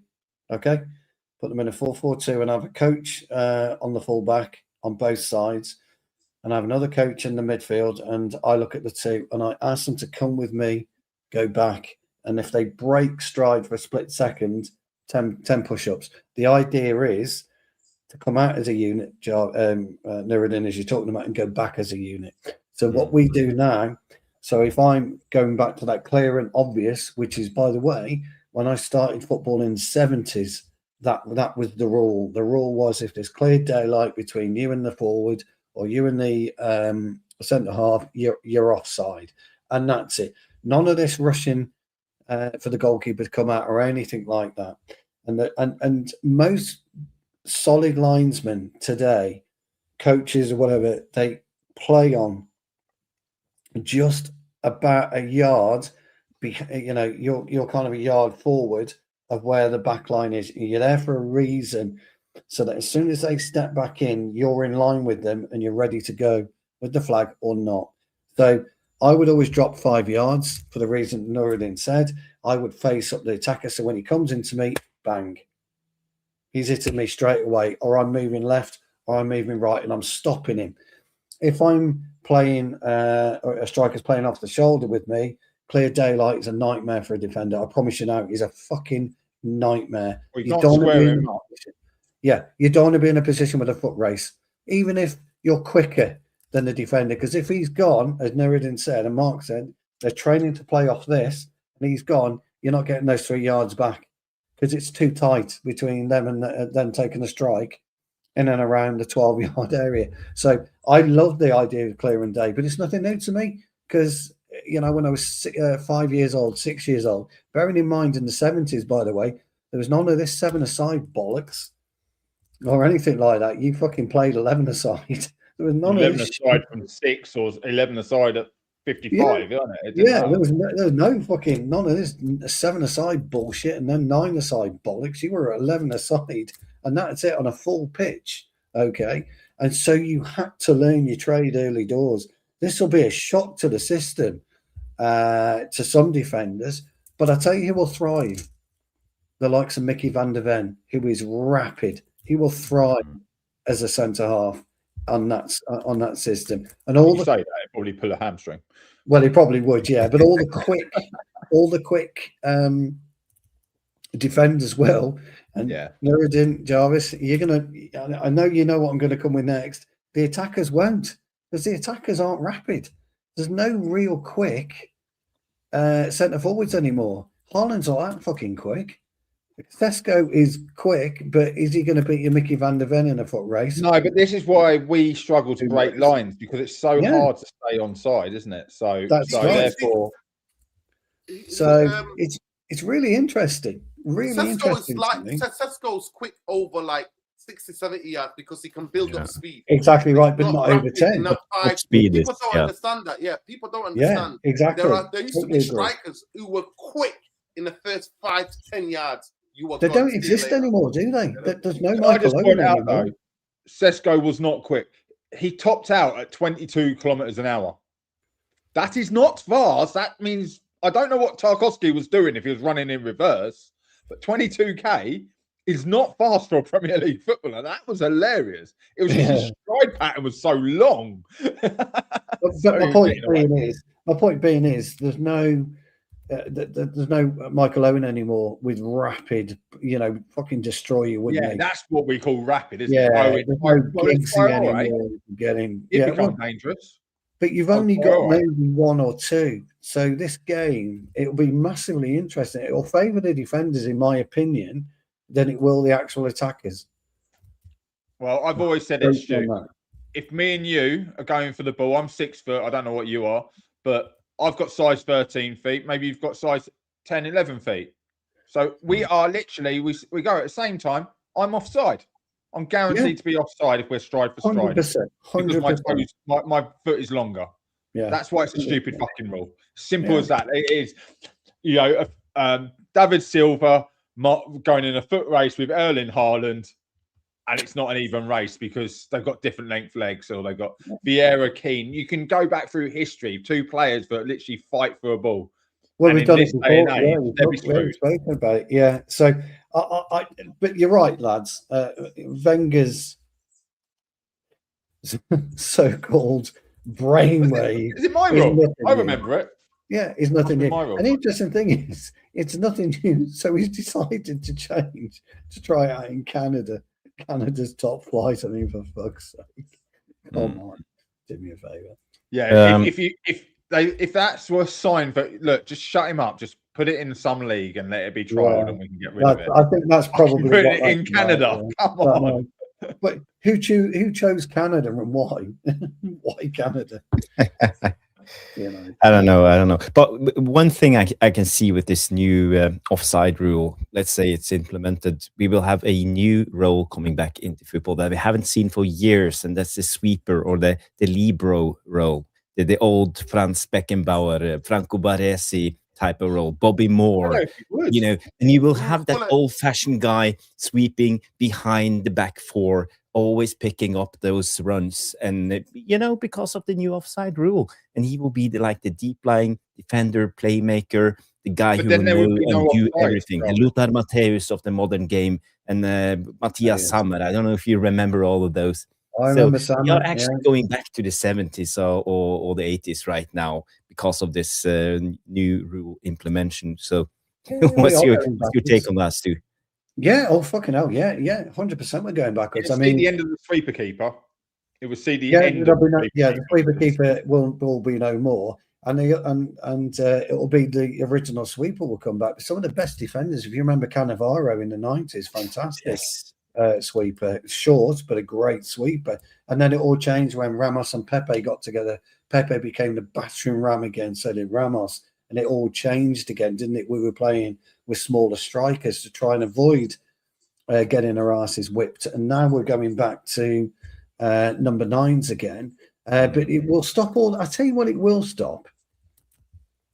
It'll stop a lot of it with a more of a deeper central. It should stop a lot of this nonsense, this short passing in and around the penalty area. And they'll probably want to push it up a little bit more. But look, I'm all for it. Bring it in. I'd play it in the World Cup actually in the summer. Fuck it, why not? And Big Sammy, yeah. So what a player, Sammy. When you said Canada, I thought that's what he was going to go with. Canada, USA, and Mexico World Cup's going to trial it. No, it was definitely Canada top flight, but I would do it in there. So for me, I love a sweeper anyway. Nothing wrong with a sweeper. I tell you, it's a difficult position that is sweeping. It really is. Because you're playing everyone on side, so you've got to be bloody good. It's a very, very tough. One of the last people I saw was Glenn Hoddle sometimes at Chelsea, player coach. He played a sweeper, didn't he? Ruud Gullit. Lothar Matthäus Sammer. Well, you to be fair, Norridin, when you were playing, you'd have liked a sweeper because that gave you that extra 5-10 yards of space, wouldn't it? So you'd have to come deeper, but it gave you a lot more space to work in. So I would imagine you would have quite liked it. I like the fight in midfield, though. I enjoy the fight. I would have said it's only changed sort of in the last 10 years where you didn't have one attack and one drop. Because all you're doing is you're going up for the ball. If he misjudges it, I'm going to pick up the second ball. Do you know what I mean? I'll pick up the flick on. Yeah. So you're talking about someone dropping 10 yards when really they only need to drop 5. Yeah, it'd be 5. And playing the diamond defense rather than a flat foot, a 3 and a 1. So the one attacks and the other 3 stay in their straight line. But what Mirrodin forgets to tell you guys is he's like a peacock, you see. So he'll get the ball in, his plume will come out and he'll dictate the midfield. Nice little sharp passing and work your way up the pitch quite nicely, wouldn't you, pal? Stride for you, I would imagine, because you're tall, aren't you? It'd be weird to see. The pitch? Do you know what? If they change the offside rule, the biggest thing for me was always what I look for is my strikers and my wingers. So before I even got the ball, I used to always just look at where we are. So you were looking at getting out quickly. Yeah, I would get in one touch just to either side of me, let the ball run across me. That was my big thing. The ball will get. You let the ball run across you, and maybe take one touch, and then I used to just clip it into the space, or just clip it in between, so that at least the striker, if it's got a left foot striker or a right foot striker, I used to play it hard and low into their path, so they can just nice. But yeah, I sometimes slow it down and then just find a fullback, make sure that he's in line. I'll have encourage him. When you play the ball forward, so that he has to sprint a bit. Yes. Yeah. They always say, "I'm fucking knackered. Stop doing that." I fucking do that when I've got on the pitch now. Get over it. I'm fucked. Don't give me the ball for 5 minutes. Stop. Don't blow the whistle yet. Mine already. I remember one of them used to say, "I've got asthma. It's the 80th minute, and you're asking me to sprint." Mine are done. I've told you this before, haven't I? First header. It's always a first header for me. Yeah. If I lose the first header, I start crying. I have a meltdown. I have to win the first header. That's my thing. Or get a good tackle in early doors. That's my thing. So. Over to a new subject. By the way, did I forget to mention Franco Baresi as one of the best liberals? You said him because first. if you all know the old Italian system, the catenaccio, they call it. It's Italian. It's called the bolt, and you actually have the bolt. That's the sweeper. That's locking everything down. So it's and you mentioned was it Cannavaro or Nesta? Cannavaro, Nesta, all brilliant players. The best right back sweeper. Not there is a right back sweeper. Javier Zanetti. He made an absolute career out of moving in and out when he needed to. He made an absolute career of that. So did Philip Lahm. Philip Lahm, he did. One of the strongest footballers I have ever seen at Old Trafford, Zanetti. I looked at him. Oh yeah. Sat down pitch side near the halfway line, and I looked at him physically, and the way he's running past him, like his legs. Oh my God, he had thighs like Mark Hughes, if you know Mark Hughes. Oh, Sparky. Mark Hughes. When I was a kid, I used to look around and go to me and friends. It's 3 of our heads, and that's one of his legs. Sorry, 3 of our bodies. 3 of our bodies. One of his legs. One, and that's his legs. The only other player that I thought that came close to Zanetti, and I'm kicking myself now because I can see him, and I can't. He's a Real Madrid fullback, blonde hair. Carlos. No, right back. What? Sorry, Sangara. Moisen. No, I'm talking 90s. You'd know him if you saw him. Yes. The blonde, long hair. You saw him at. Do you remember when Zidane came with Real Madrid? All-Star. Salgado. Yes, Salgado. He was a lot smaller than Zanetti, but me was a hell of a right back. And there's a famous clip game where it's the only ever time in the history where the Real Madrid fans gave a Barcelona player a standing ovation after he scored against them. And in that game, Ronaldinho absolutely run rings around him. But Salgado was so angry, like he took a yellow card. He played football like he was war. He did. And he used to like the way he would go in and try to win the ball and like just fight everything and just up and down that pitch. But yeah, that game, Ronaldinho's, when he's got the second goal and he just took them apart and come inside and whipped into the bottom corner. I remember Real that Madrid game. fans stood up. And the only other time I ever seen it is that a United where the United fans did that for R9. Ronaldo, yeah. Ronaldo, yeah. What I will say, this is why Trent isn't liked at Real Madrid, because if you're going from Salgado and then you go back through the next 3 or 4 right backs they had before they get to Trent, they've all been long term. They've all stayed and they all do that. Snap people in half. You don't get past me. They win the ball. They work hard up and down. Doesn't matter which one you go for, but you get to Trent now. He don't put in those tackles. He'll work hard up forward, but he doesn't work hard back. Well, I mean, yeah. Dennis Irwin, the greatest left back Premier League, and right back. And right back. He was actually, he actually played better on the left. He did play better on left. He was a right-footed guy. He was a right-footed guy. Yeah. And he's the best left back ever to play in the Premier League. What does that tell you? To me, it was the goals he scored, the way that he built up through into midfield, the 1-2s, his calmness on the ball, the way he set goals up, the way he punched balls into people, and then actually didn't hang about there. He ran after the ball. He followed the pass, all of the different things. His technique on that right foot. Yeah, that Cantona, that's one of my favorite goals when he plays that 1-2 with Cantona. And Cantona, that jab, and the ball just goes like that. And he scored at Wimbledon. That was at Wimbledon away. In the Champions League against Juventus, in the Champions League, I saw Dennis Irwin score so many goals. Yeah. And on penalties, I was meant. Ice. Yeah. He didn't miss, did he? No. I never remember him missing. 100% record. Yeah. I never remember him missing. You know what I remember, Matt? I remember one game. I don't know if it was a Premier League game or a European game. And this was like shock waves. I remember going into school going, Erwin made a mistake last night. One of the goals was his fault. Yeah. I'll never forget that. I'll never forget that. Yeah. He played a pass back to Schmeichel, and one of the strikers nipped in and scored. Short, wasn't it? Yeah, he played it short. And that's the only mistake I ever I remember it, yeah. I thought the best penalty taker was Letizia, and he missed once. I thought he was the best in the Premier League, or the era, that era. He was. But how many games did Erwin play in the Premier League? Can somebody look up in the chat? Did Dennis not had as many penalties. That's one. Yeah, well, he played less than Letizia, didn't he? Cantona missed one. Cantona missed one against Leeds. Cantona missed one, yeah. Just talking on this one, Bobby Moore, in my opinion, although Beckenbauer was playing in the same era, Jarvis, I think Bobby Moore was the epitome of the sweeper. I think he invented that position. But Beckenbauer gets all the credit for some reason. I don't know why. Well, you had Beckenbauer, who was an out-and-out sweeper behind the defence, and then you had Sammer, who actually played the sweeper in front of the defence.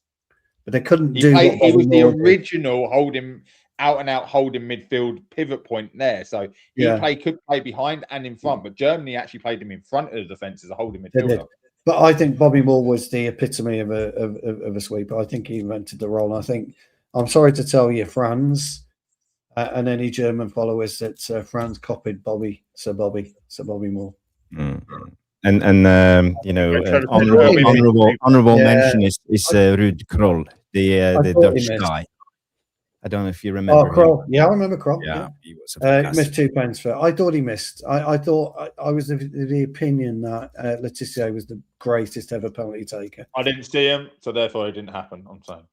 That's fair. Cheers, Trev, for that. Big up, guys. Park. Yes, that was superb. That was Wimbledon. Yeah. Yes. That day, Vinnie Jones tried to break Cantona and Roy Keane's legs at the same time. When we played with the green and yellow. We were in the green and yellow. Absolutely phenomenal. Phenomenal. That's how football was. Proper football at the day. Proper football. Guys, we have a couple of more news we have to cover. This came out tonight or today, that Casemiro has personally recommended the club to sign Bruno Guimaraes, or how do you say his name? Guimaraes. Bruno G? Yeah, just say Guimaraes. Yeah, that's you know how to say it. As his replacement. And also this came out earlier today that Manchester United have been in informal contact with the representatives of Bruno Guimaraes and Sandro Tonali. So again, is this just speculations, or you think I'll be going for a big slam and doing a double Newcastle whammy? Yes, 200 plus million. No. Neither of them are sixes for now. Exactly. Elliot Anderson is the man that I'll break for the bank. The only midfield that I think Manchester United should be getting. And then we'll think about who to partner up. So if we're talking about one midfielder, he is. But apparently, I've heard from some City friends that apparently he's pre-agreed a deal with Man City. I've heard that. They might even get him for the World Cup. I've heard that through journalist friends, unfortunately, which I believe to be true. So I think you're right, Nuruddin, as well. I heard that a few weeks ago, that he'll get done before the World Cup. Do you know when it will get done? It will get done. They'll sign him. They'll sign everyone else, and then the 115 fucking results will come out. Well, because they get their business done before all of that comes out. Because they will make sure they do, whether they get transfer embargoes, relegation, or whatever. Because they can't be relegated. That's almost been confirmed because the FA have to allow them to come into the thing, and they won't. So it'll be points deduction and just sit at the bottom of the league, and then they get relegated naturally. Yeah. Coming on to this though with Guimaraes, I do actually like him, but the lads are right. He's not a 6, so we need a 6. But Casemiro's not a 6. Remember that. We play him in a 6 now, but he wasn't a 6. He wasn't a 6, but he was close to it because, like I said, and we said that so many times, when you got the Kruna and Modric, it don't really matter where you play, does it? I mean, it's so fucking. So him recommending him is actually like for like almost. Yeah. But I would. I don't think it's a great move. I don't mind Tonali. I think Tonali is a really great footballer. I think he wants to go back to Italy. Tonali. I don't think he likes the UK. So I don't think Tonali's. They reported he's betting. Yeah, well, it wouldn't surprise me. He probably is. So it wouldn't. I like Tonali. Me and Jarvis think Tonali would be a great addition to us, but I don't think they're serious. I don't think either Gimmick or Tonali is serious. I don't know what we're going to do, to be honest. I think Wharton was probably Liverpool bound. I've said that before as well. I don't know what Edison for me. Human, Edison, for the same money you signed bloody Anderson, you can sign 2 6s for that. Yeah, I mean, we need a serious player. We need 2 serious players in the middle of the park. And we need two serious personalities as well. And we also need team players too. They're few and far between, aren't they? Yeah, they're few and far between, guys. We all know this. We all want to play, try a variety of different players outside the Premier League. But we've found something that's worked. Forget Lamans.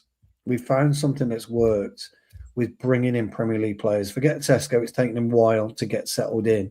And we all know on this panel, and we all know in the Devilish Tacticos as well in the chat, that we cannot afford to have 2 midfielders or a midfielder that doesn't start. Look at Wirtz at Liverpool. It's taken him a long time to get to grips with the Premier League. We can't afford that. We have to get a player in, like an Elliot Anderson, like a Wharton, like a somewhere who can start a game and finish a game. And I don't see where they are because, like I said a few weeks ago that Anderson is pretty much City bound. I think Wharton's Liverpool bound. Although I don't think it was great yesterday, by the way, guys. That's just my opinion. I don't think I suspect he was injured. He was. You did say that. You did say that, didn't you? Yeah, you did say that. And I think our pool is very, very tiny. I love Stiller, by the way, Trev. I think he's fantastic. I really do. But again, is he going to come in and do what Schweinsteiger didn't really kick on? Is he going to come in and do what Wirtz has done? Take half a season? We can't afford it. We have got to have 2 midfielders that start the season like an Mbeumo and a Cunha. But Stu, there are so many of them. This is how shit our midfield is because we could go. Let's go down to the thing, right? So we can't go above us. So Man City, Liverpool, Newcastle. Really, we can't even take theirs because we've got to prove ourselves first before anyone was to come. But then you could go Fulham. There's your pair of you with your favourite, right? Belieber's crap. I'm telling you now, he would never. He won't last. It's just second season syndrome. He was never going to live up to the hype. Gomez, Wolves. He's having a really good period, Gomez, at the minute. Really surprised me. I've seen him really surprise me. But we've been controlled by Everton's midfield, Bournemouth's midfield. There's all these midfielders. They're all better than what we have, apparently, because everyone goes on about, our midfield's going to get run over. So there must be so many midfielders out there for us to go and get, because everyone seems to think they're better than Casemiro and Mainoo, because whenever you do a preview, it's, midfield's got to be careful against their midfield. So which is it? It's a tricky one for me. I don't know what you think about the lad, Alex Scott at Bournemouth. He's gettable. I really like him. He's gettable, Scott. Yeah, I think he'll miss out on the World Cup squad. He'll miss out on the World Cup squad, I think. Which means he'll be fresh. He'll be fresh when he can go on negotiation. Get his place. He'll get on the... But to me, this is the scary bit. This is the scary bit. Is it the system that Areola employs that's making him look better? Or does he have enough tangibles and enough attributes that it can fit into any system? That's the question. I think that's where I'm coming down with as well, to be honest. And it's quite a young duo, isn't it? If you play an Alex Scott and a Kobbie Mainoo, I think you need someone with a bit more experience. If we could get Scott Nuruddin for say 30 or 40 million and he'd come in as a squad player, then fine. I think that's a really, really good move. I do like him. I don't know. I think Nordin's right there. problem is you've got to stop looking at these players going how great they are for a Leicester club. Because a Leicester club, they're looking for a move. The manager's looking to get them a move and look good. They're looking to move on to their bigger club. So they work hard, they run hard. But when they come to Man United, that goes out the window for most players. So Danny B's mentioned Fernandes. Now Jarvis is already, his eyes and ears have pricked up immediately as soon as I said Fernandes from West Ham. Again, from the same journey a couple of weeks ago, there was concrete conversations. Where they are with that, nobody knows. There was just conversations. But he said to me, wasn't a holding midfielder either, was he? He was playing like 10. He was playing an 8. He was an 8. But really, really good player. So he's a Mainoo. Yeah, I like him. I do. I think he's a really good player. I think he's adaptable. I think he's more adaptable than Mainoo. Mark, I like him as a really good player. No, I'm just saying, but that makes him a Mainoo, so Mainoo's out the team. Yeah. He played as an 8, didn't he, Jarvis, against us? Yeah. Fernandes. Well, I think West Ham played with 3 DMs, to be honest. So that's what I mean. Yeah. He was quite hybrid, wasn't he? But I like him. I think he's a good player. But you get him at a cheap price, cheap rate at the moment. I don't think West Ham can afford to. But he's only 12 months worth of Premier League experience, isn't he? Didn't only sign him in the summer. Am I right in saying that? Yeah. Yeah, but I think this is why we should act now. We shouldn't wait, because I think he's that good. But everyone said that's what I'm trying to say. You all said that about Belieber, and he's absolute shit this year. Who's that? Who's that? Are you talking about? Sorry, that the thing dropped. Fernandes, the guy, the midfielder of West Ham. I remember him playing he played more attacking profile at Southampton. Do you remember Southampton? Yeah. He went down. He played for Southampton, and he played more as an attacking player. Yeah, he's an 8/10. Yeah, he played more as a number 10. It's good on the ball. But that's the thing. Can I just point out, is that another reason we're being Sanderberg and Fernandes? How old is he? Sanderberg 28, but Fernandes he's only 21 or 22. Something like that, 21, 22, 23. Can I just point out, Southampton, Wilcox. So is he being linked to us because of Wilcox? I don't. I see what your point. Yeah, I get that. Has he been linked to us? Are we linked with him? Yeah. The same journal that told me about Anderson likely to be going to City mentioned talks had taken place, and I trust him. But look, I don't know. But there was talks taking place with Middlesbrough. No. We were never in for Hackney. We've never been in for Hackney. That kid's not ready. We were never in for Hackney ever. No, but I'm saying you'll hear it from one thing. There's been talks with Middlesbrough about Hackney. What's his price? Is he available? No, we were never in for Hackney.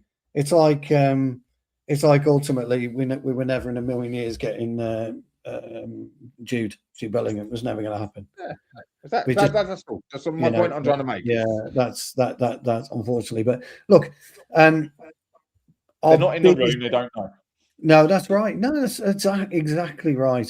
I only got lucky about Jude because I know the family, so that's the only reason I knew. And it did go as far as Ollie said, and I knew that much anyway because I told Jarvis. I think it was you did months before that conversation came out, didn't I? Yeah. And the thing about it is, in confidence. Yeah, I did. Yeah. Well, I couldn't betray confidence. No. But my issue is if we don't get this is going to sound dumb, I know. So I'm just going to say it anyway. If we don't get the midfield done right, whatever else you do with that team is an irrelevance. It's not going to help us. Whether we got Lewis Hall in at left back or we got, I don't know. Haaland comes to us up front. It's not going to make any difference if we don't get in the middle of the park right. And it's proven, hasn't it, with City at the moment, they can't seem to. Haaland can't buy a goal, can he? No. They need to pass to him for him to score. They're not doing it. That's right. They're not doing it. It's going through Cherky, isn't it? Or they're trying to go through Cherky. But I'll tell you who I would have all day of the week, and that 10 times on Sundays, and that's Bueno, Wolves left back. I know he's had injury issues, but he'd be brilliant for us at left back. Can I just say this? I'm just looking up Alex Scott. Do you know that he was the EFL Young Player of the Year when he played at Bristol. He got into the England squad, didn't he, earlier in the season? But he actually won the Euros under 21s, in it. He was part of that. But Elliot He Anderson was part of that, was he? Okay, yeah. I didn't know that. So did Trafford, though. Look at that, worked out for him. He did, but yeah, he won the EFL Championship Young Player of the Season. Wow. Jarvis mentioned him, and they bought him. You know how much Bournemouth bought him for? 25 million. So they paid a lot of money for Bournemouth. Yeah, so they at least won 50. They would at least try to get 50. Yeah, Jarvis mentioned him months ago, lads. Jarvis mentioned him. He said, take a look at Alex Scott. He did mention him. So, Scott is a good player, but the only thing that worries me a little bit about Scott, I don't know enough about him on the ball, because I look at him like a Ugarte type, like an aggressive guy, a ball winner who can run up and down and fight a lot, and big engine and very aggressive. But I'm not sure if that's the type of player. Because he's actually a ball carrier, Jarvis. He's actually a ball carrier. Yes, but not in the Iraola system. Then it's more like limited to Iraola's high press, high intensity type of game. So that's why I'm a little bit uncertain. But Jarvis, I'm not going to lie to you. He's press resistant. He is press resistant. I've seen him, people try to team. I saw it was, maybe it was Brighton, or who did they play, where they tried to camp him in when he had the ball in the halfway line on a corner. And he got out of the press super easy. I was like, whoa. You know what I mean? I was like, wow. 3 players all around him. And he just took calmness. Not this, because you like. But I'm not. Don't get me wrong. I'm not saying that he's Ugarte, but he's that type of player. He's used as that. Yeah. But he's better on the ball. More technical ability than Ugarte for me. Yeah, but for me, guys, I just want to say, when it comes to who are we going to sign, and we talked about Bruno Guimaraes before, and we have mentioned so many of these type of midfielders. But I think that the key question is simple: what are we going to do with Mainoo? Because I think Mainoo will be a part of our pivot in the 4-2-3-1 system, especially if Carrick hangs around for another couple of seasons. So we have to build a team around Kobbie Mainoo. So the key question is: do you want to free Kobbie Mainoo, or do you want to control Kobbie Mainoo? So what type of midfielder are we bringing in? Because we need someone to accommodate Kobbie Mainoo into all of this. And how do we want to utilize Kobbie Mainoo going forward? Because we can bring in a guy who's better on the ball, who's more of a playmaker, who needs more freedom, who wants to be part of the game, or the guy who breaks up, wins, give the ball to Kobbie Mainoo and let him be the link between the defense and our number 10s and strikers. So where do you think we are going with this, Stu? I don't think we're even considering Kobbie Mainoo as a pivotal member for next season. And the reason I don't think you're going to, I don't think you're going to do that is twofold. Michael Carrick, we don't know what's going to happen between now and the end of the season, and whoever comes in might not want to play with Kobbie Mainoo. Might already have 2 or 3 midfielders in and around it. So I think we can't really speculate on what we will do with Mainoo, because I don't think we can speculate what we're going to do next season, because I don't know whether Carrick gets the job. Now, stats will tell you, and everybody will tell you. I had a couple of messages last night. I said Kobbie Mainoo had a woeful game. He was terrible, but people like stats, and stats backed up he had a better game than what I saw. But I see football with my own eyes, and I understand football with my own eyes. And he played an immature game yesterday. He didn't play a mature game. He played an immature game. And I think, if we're all honest, he hasn't played a mature game the last 3 outings. He's not been where he was against City, and he's not been where he was against Arsenal. He's got to find that form. And I said to you against Fulham, Jarvis, and my words were this: I was quite liking the way that Kobbie Mainoo took himself out of the game and brought himself in the game when it was necessary. And now I've started to think about that more and more and more recently, watching his performances yesterday and against Everton, and he's not doing enough for me at the moment. He is still very calm on the ball. He is still very good with it when he has it, in as much as his possession is controlled. But he's more erratic with the ball at the moment. This change in him has alarmed me more. Who's that? Sorry, Kobbie. Okay. I was just talking about Kobbie, and his change has alarmed me more. So, would I be buying midfielders? I guess the question was, are we buying midfielders to accommodate Kobbie? You can't do that. You've got to buy midfielders to play for Manchester United, not to play with Kobbie Mainoo or Bruno Fernandes, or they've got to play for Manchester United. So, Kobbie would be one of 4 midfielders. And when you go back to City, Liverpool, anybody, you need 4 more than capable midfielders to win a Premier League. So it's got to be Kobbie plus 3 others, and then you rotate your best. The biggest thing is this. I think the way that how the game's becoming more in terms of the second ball, the physicality and everything else. Yep. I personally think if you're playing 3 in midfield, you need to have another 3 on the bench. Yeah, totally agree. Yeah. And I've already showed, I don't know if I showed it, but Jarvis, I forgot where it was, where I put it, but the decline of Manchester United had coincided with a lack of quality and decline in midfield. The 2 things that are being, you could say it's a coincidence. I think it's more relevant than a coincidence. I think it's more telling for what's happened at this football club. The more we decline in midfield, the more we've declined. 100%. No, 100%. How many times yesterday, guys, did we let the ball bounce in the middle of the park? Exactly. We would never do that, would we? Never. Good teams don't let the ball bounce. Box midfield with Sarr coming on the other side, absolutely, we could not play against that. They absolutely picked up on it. Outdone us. Yeah, Jarvis picked up on that. So for me, let's. It's a great question, Jarvis, but I think it's a really difficult one to answer. I really do, because I just think we need more in there. But the lads are talking about Thwaites, Jimmy Thwaites, and he's not ready yet, but he's going to be some player, isn't he? We know we've got a nice player. He's just another Beckham. So you've got to take that into account. He's a set piece expert more than anything else.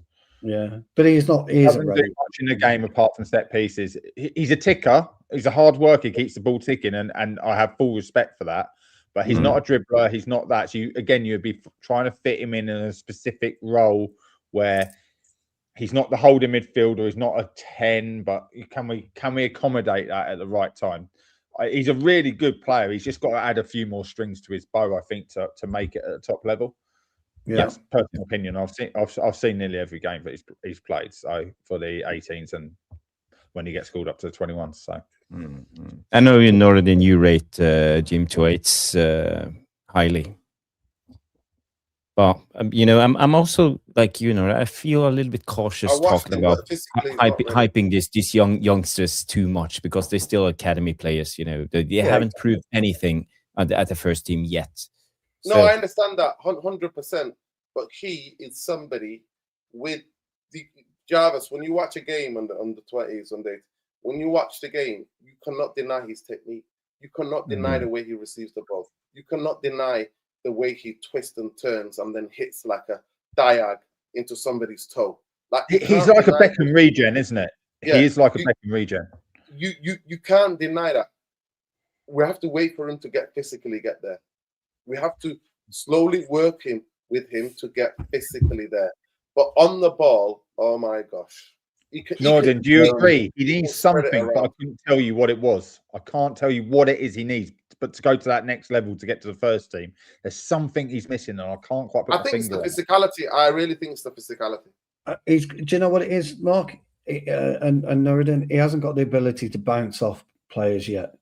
That's his main thing. He needs the ability to bounce off players. Maybe. He needs to, and that's what he's missing. I agree with you both. I think he's a brilliant set piece specialist. I think he's got great technique, very, very good technically. Same with JJ. He gathers the ball in midfield in a tight space on the east level. Obviously, Jarvis is right. We can never know when you refer to big man football. You know what I mean? As a young player.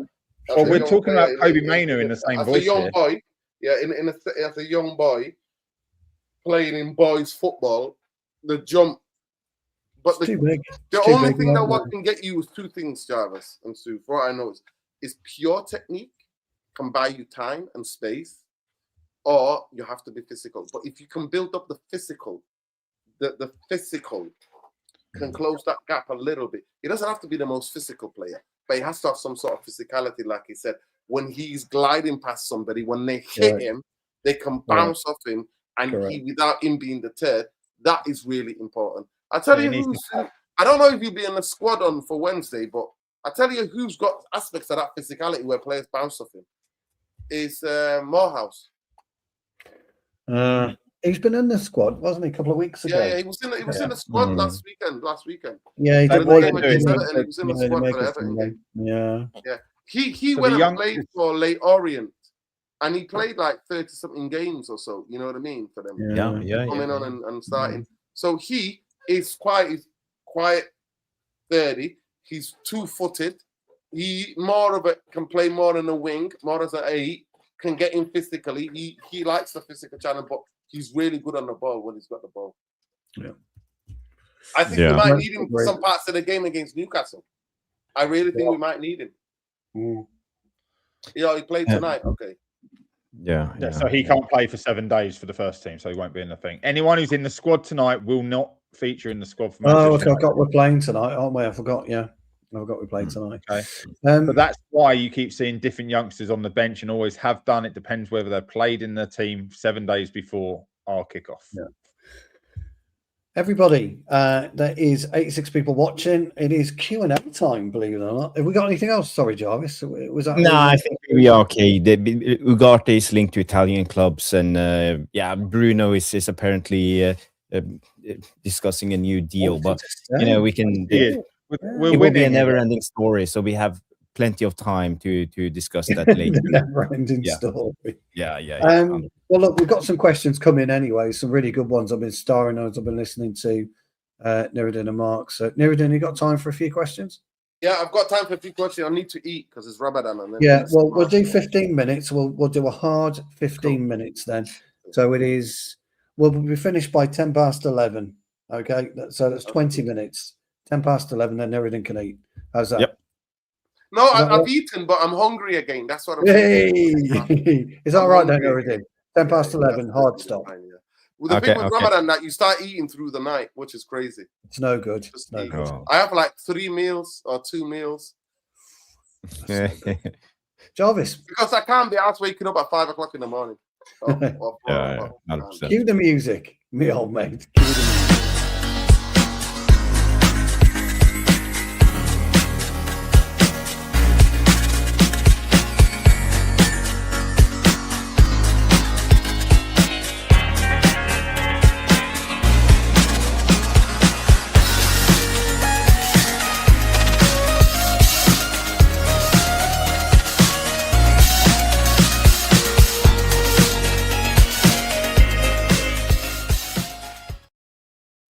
You know what I love about the music? That synth comes in. It is great music. Written by DJ Jarvis. It's such a catchy tune. It's such a catchy tune. Yeah, 100%. Roll up, guys. I love the Q&A session. It's one of the best parts of our shows. Let's dive straight into it then, guys. Very, very quick one from Mr. POTUS. 5,000. I haven't seen it for a while. Fellas, we still undefeated, or am I still dreaming? You are not dreaming. We are still undefeated. Got a tough game coming up on Wednesday, but I think we can beat Newcastle on their own turf. Thanks, Trev. We don't know. Me and Jarvis will be doing a preview tomorrow night, although it might be 9 o'clock. Jarvis has got football. It's just come through on the old phone. so I've got to see. Unless Mark wants to do it with you if you want to go early. So we'll just we will do as planned, Stu. Yeah. Okay. Right then, a question from Bill very quickly. Jarvis is take on me. No, it's too difficult. The high pitch, it's impossible. Yes. Your favourite karaoke song? Mark, we'll start with you. Just the name of your song, please. I don't sing. But you've probably more chance of getting like Bonnie Tyler out of me than anything else. Bonnie You know, Tyler. drunk. Bonnie Tyler. Nice. Nuruddin. You know what? The first song that comes off to my mind is Purple Rain. Purple Rain. Rain, Purple Rain. Lovely. Love that song. Love that song. Mine is, and I can't sing either. I'm like you, Mark. I can't sing. Is Shout by Tears for Fears. That's one of my all-time favorites. Oh, But one thing I Yes, can do yes. before you all jump on me, I can shout yes, just before you all Yeah. jump on me. You know what? The other song is House of Pain. the only House of Pain. you.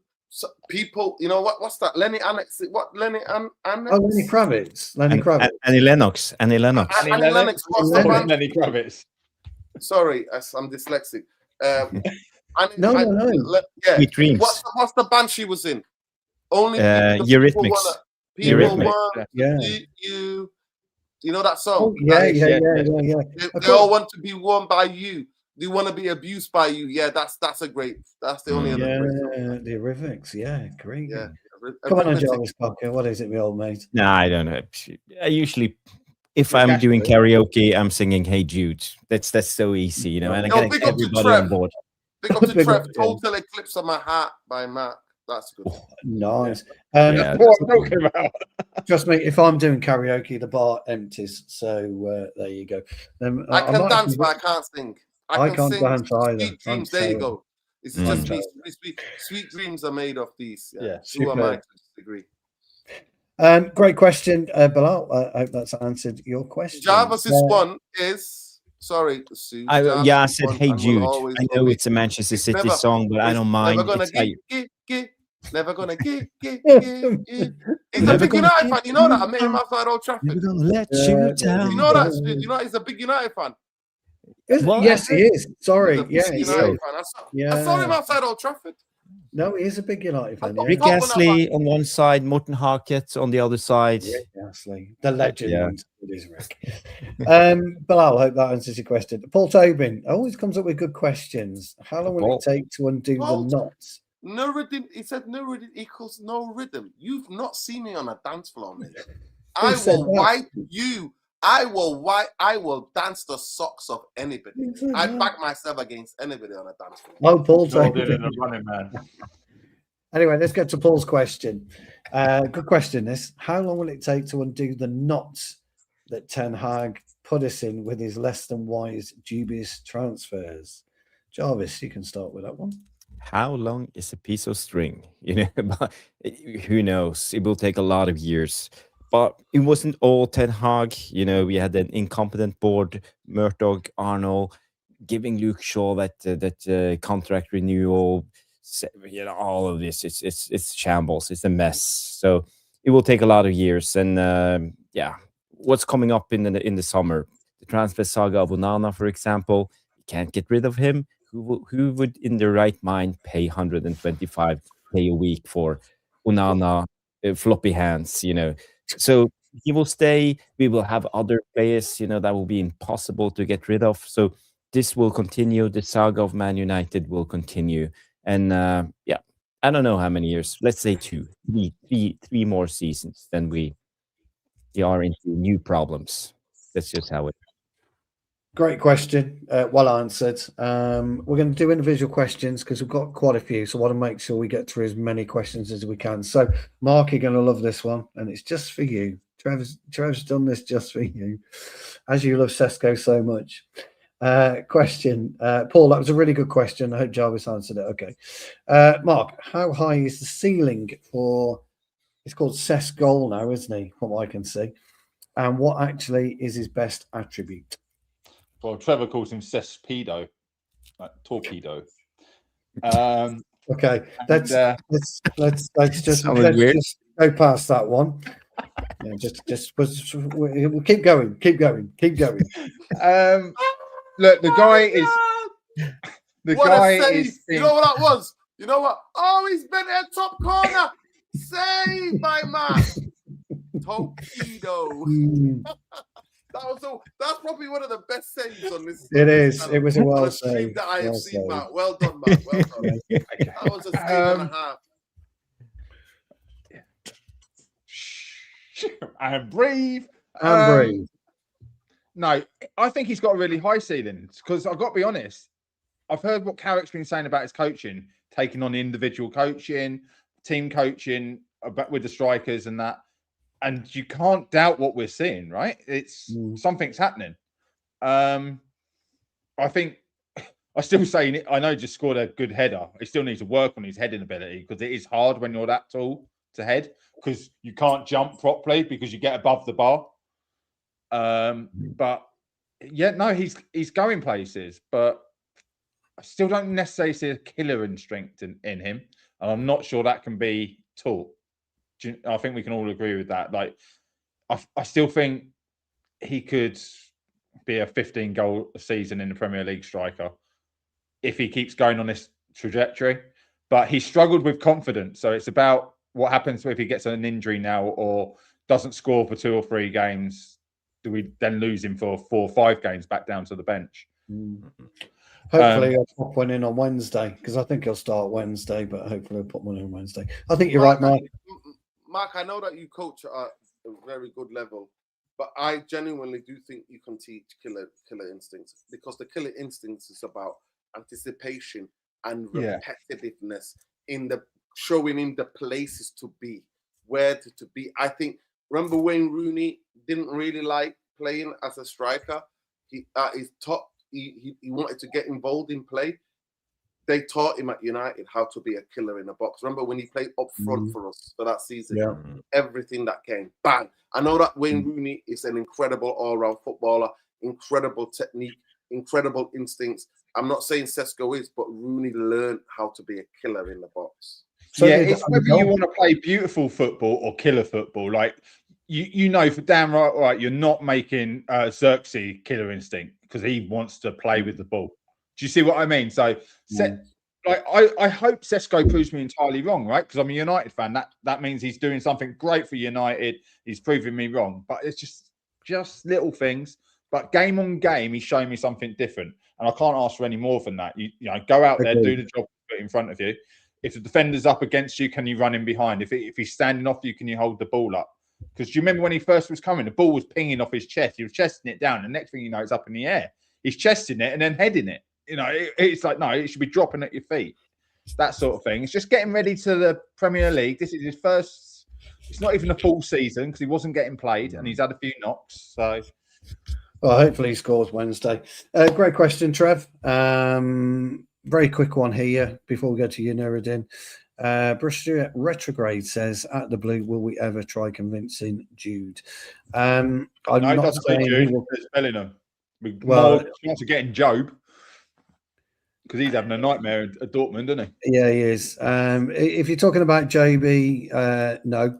If you're talking about Jude, he will end up in the Premier League in about 2 or 3 seasons' time. Whether he comes to us, I don't know. But he's not happy at Real Madrid, I can tell you that much. Good one for you, Nuruddin. Do you prefer Bueno or Juff in the summer? I think they're both excellent fullbacks. It's actually Juff, West Ham left back. That's the man. He's got a delivery on him. He's got an incredible delivery. Fantastic. I know. By the way, do you guys know that he played for Red Star Belgrade and he's got this thing with dummies? So he's got this whole certain social media persona where he has a dummy in his mouth and he looks so weird because he's got such a young baby face, but he's literally got a dummy in his mouth. It's like this persona he does. I saw that in the AFCON and I was like a bit weirded out by it. I was like, what the hell? But apparently it's from when he played for Red, I think, Dynamo. If you got to lean towards one, where are you going? Doof to me. Doof all day. Okay, yeah. I like him. He reminds me of Wan-Bissaka. He's unconventional in his tackling. I like him. It'd be Bueno for me. For me, the biggest thing is that the delivery. Delivery. He's got a delivery, and I don't see that many modern left backs who can actually put a ball and whip it on with pace and trajectory. The other thing, what you're saying before, Mark, about heading, I used to hate heading in the ball. You know what? At times, when the ball comes in the box, I'm like, Sesko, don't header it, chest it, then smash it. You know what I mean? Don't. Honestly, there are so many times when the ball, I'm like, don't header it. You're bigger than these guys. Chest it forward or chest it to the side, then left foot volley or right foot volley it. Because if you're jumping, you've got to head down and you're not already over the ball. I used to hate heading him in the ball. And my coach, he did everything. But I just like to get the ball down. I just prefer because I was bigger than everybody. And because everybody expected me to be good at it, I wasn't that good at it because I like to chest the ball, bring it down and play. Peter Crouch. I want your head in it because it's a lot easier for me. Oh, God. Guys, My Delta's in a February, January, frosty pitch, no chance. Oh, yes. No chance. Just a fun fact on the off. He used to play for in my hometown, Tromsø. Oh, back in the days. Yeah, A couple of years How ago, old is he, Gavin? How old is he? He's 23 or 23, something. 24. Yeah, If that's the case, we go for Kinder Bueno. 21. He's 21. He's 21. So basically, we want West Ham to go down so we can raid them for Fernandes. He'd be cheap. Yeah. And Bowen. Great question, Danny B. Right, story.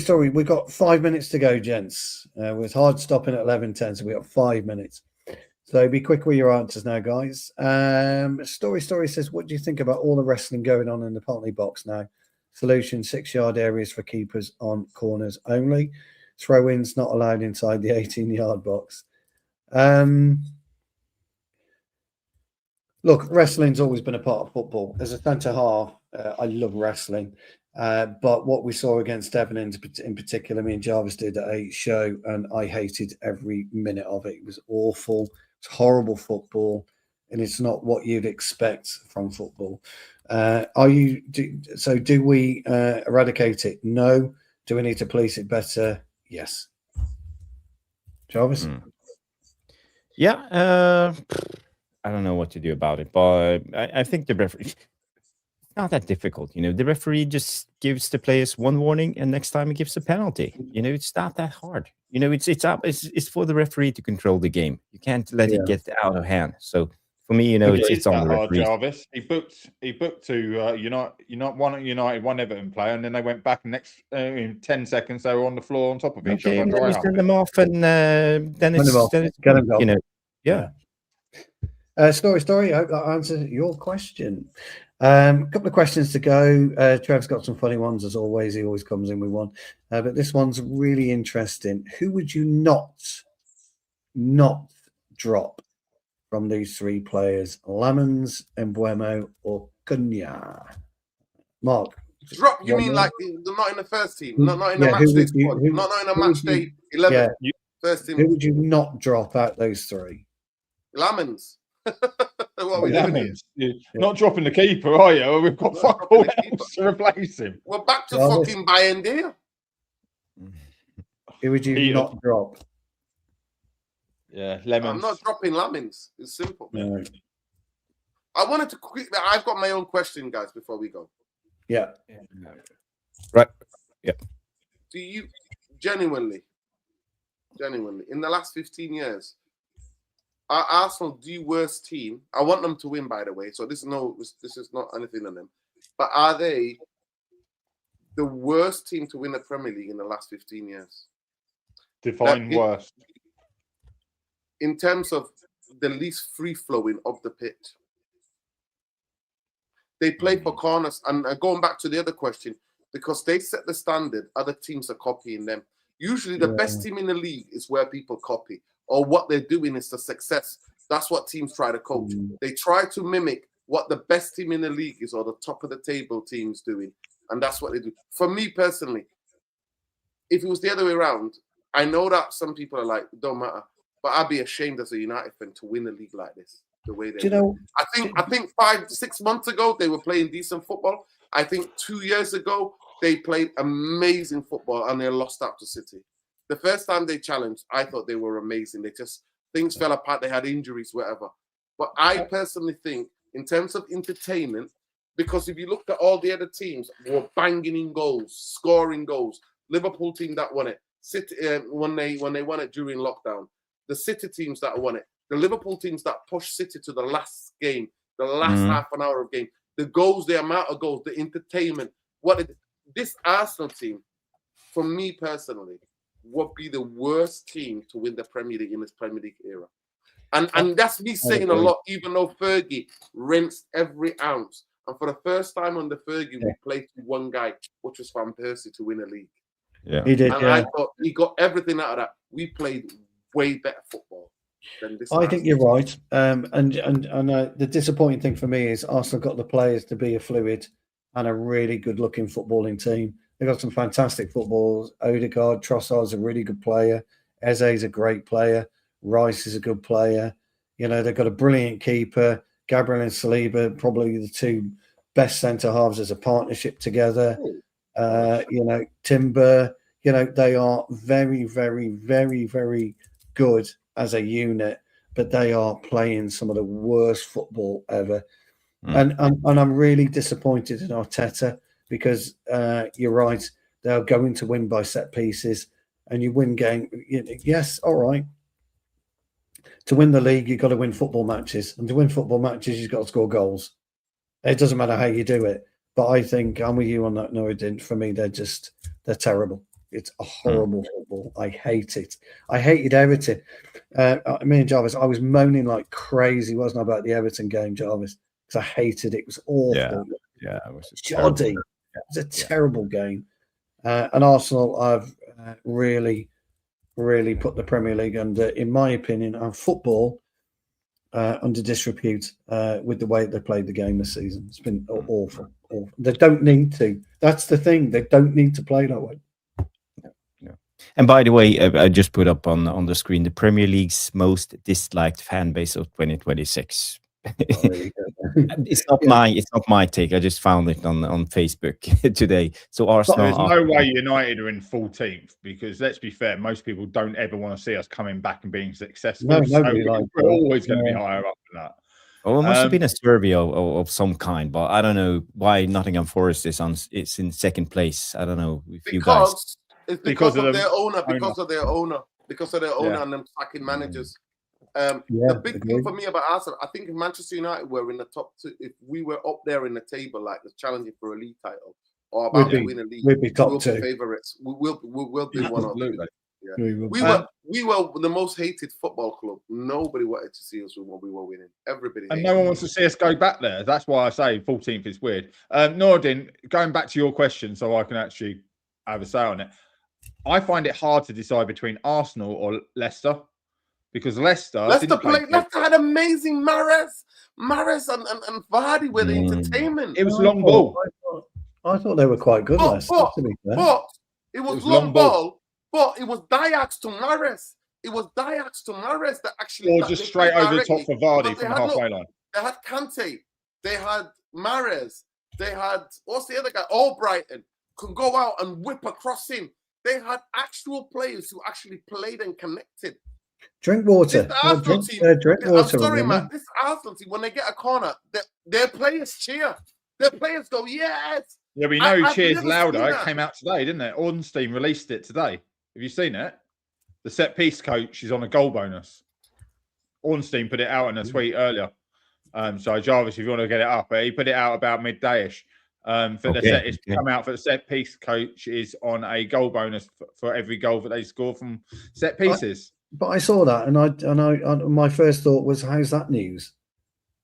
Well, because coaches are on bonuses. We all know that.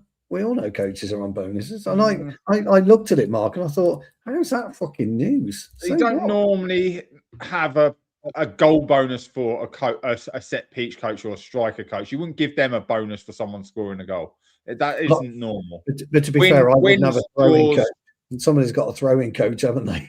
Well, yeah, that's what sort of going with it. It's like, but no, Nordin, I know what you're saying about the Leicester, but I didn't enjoy Leicester's football.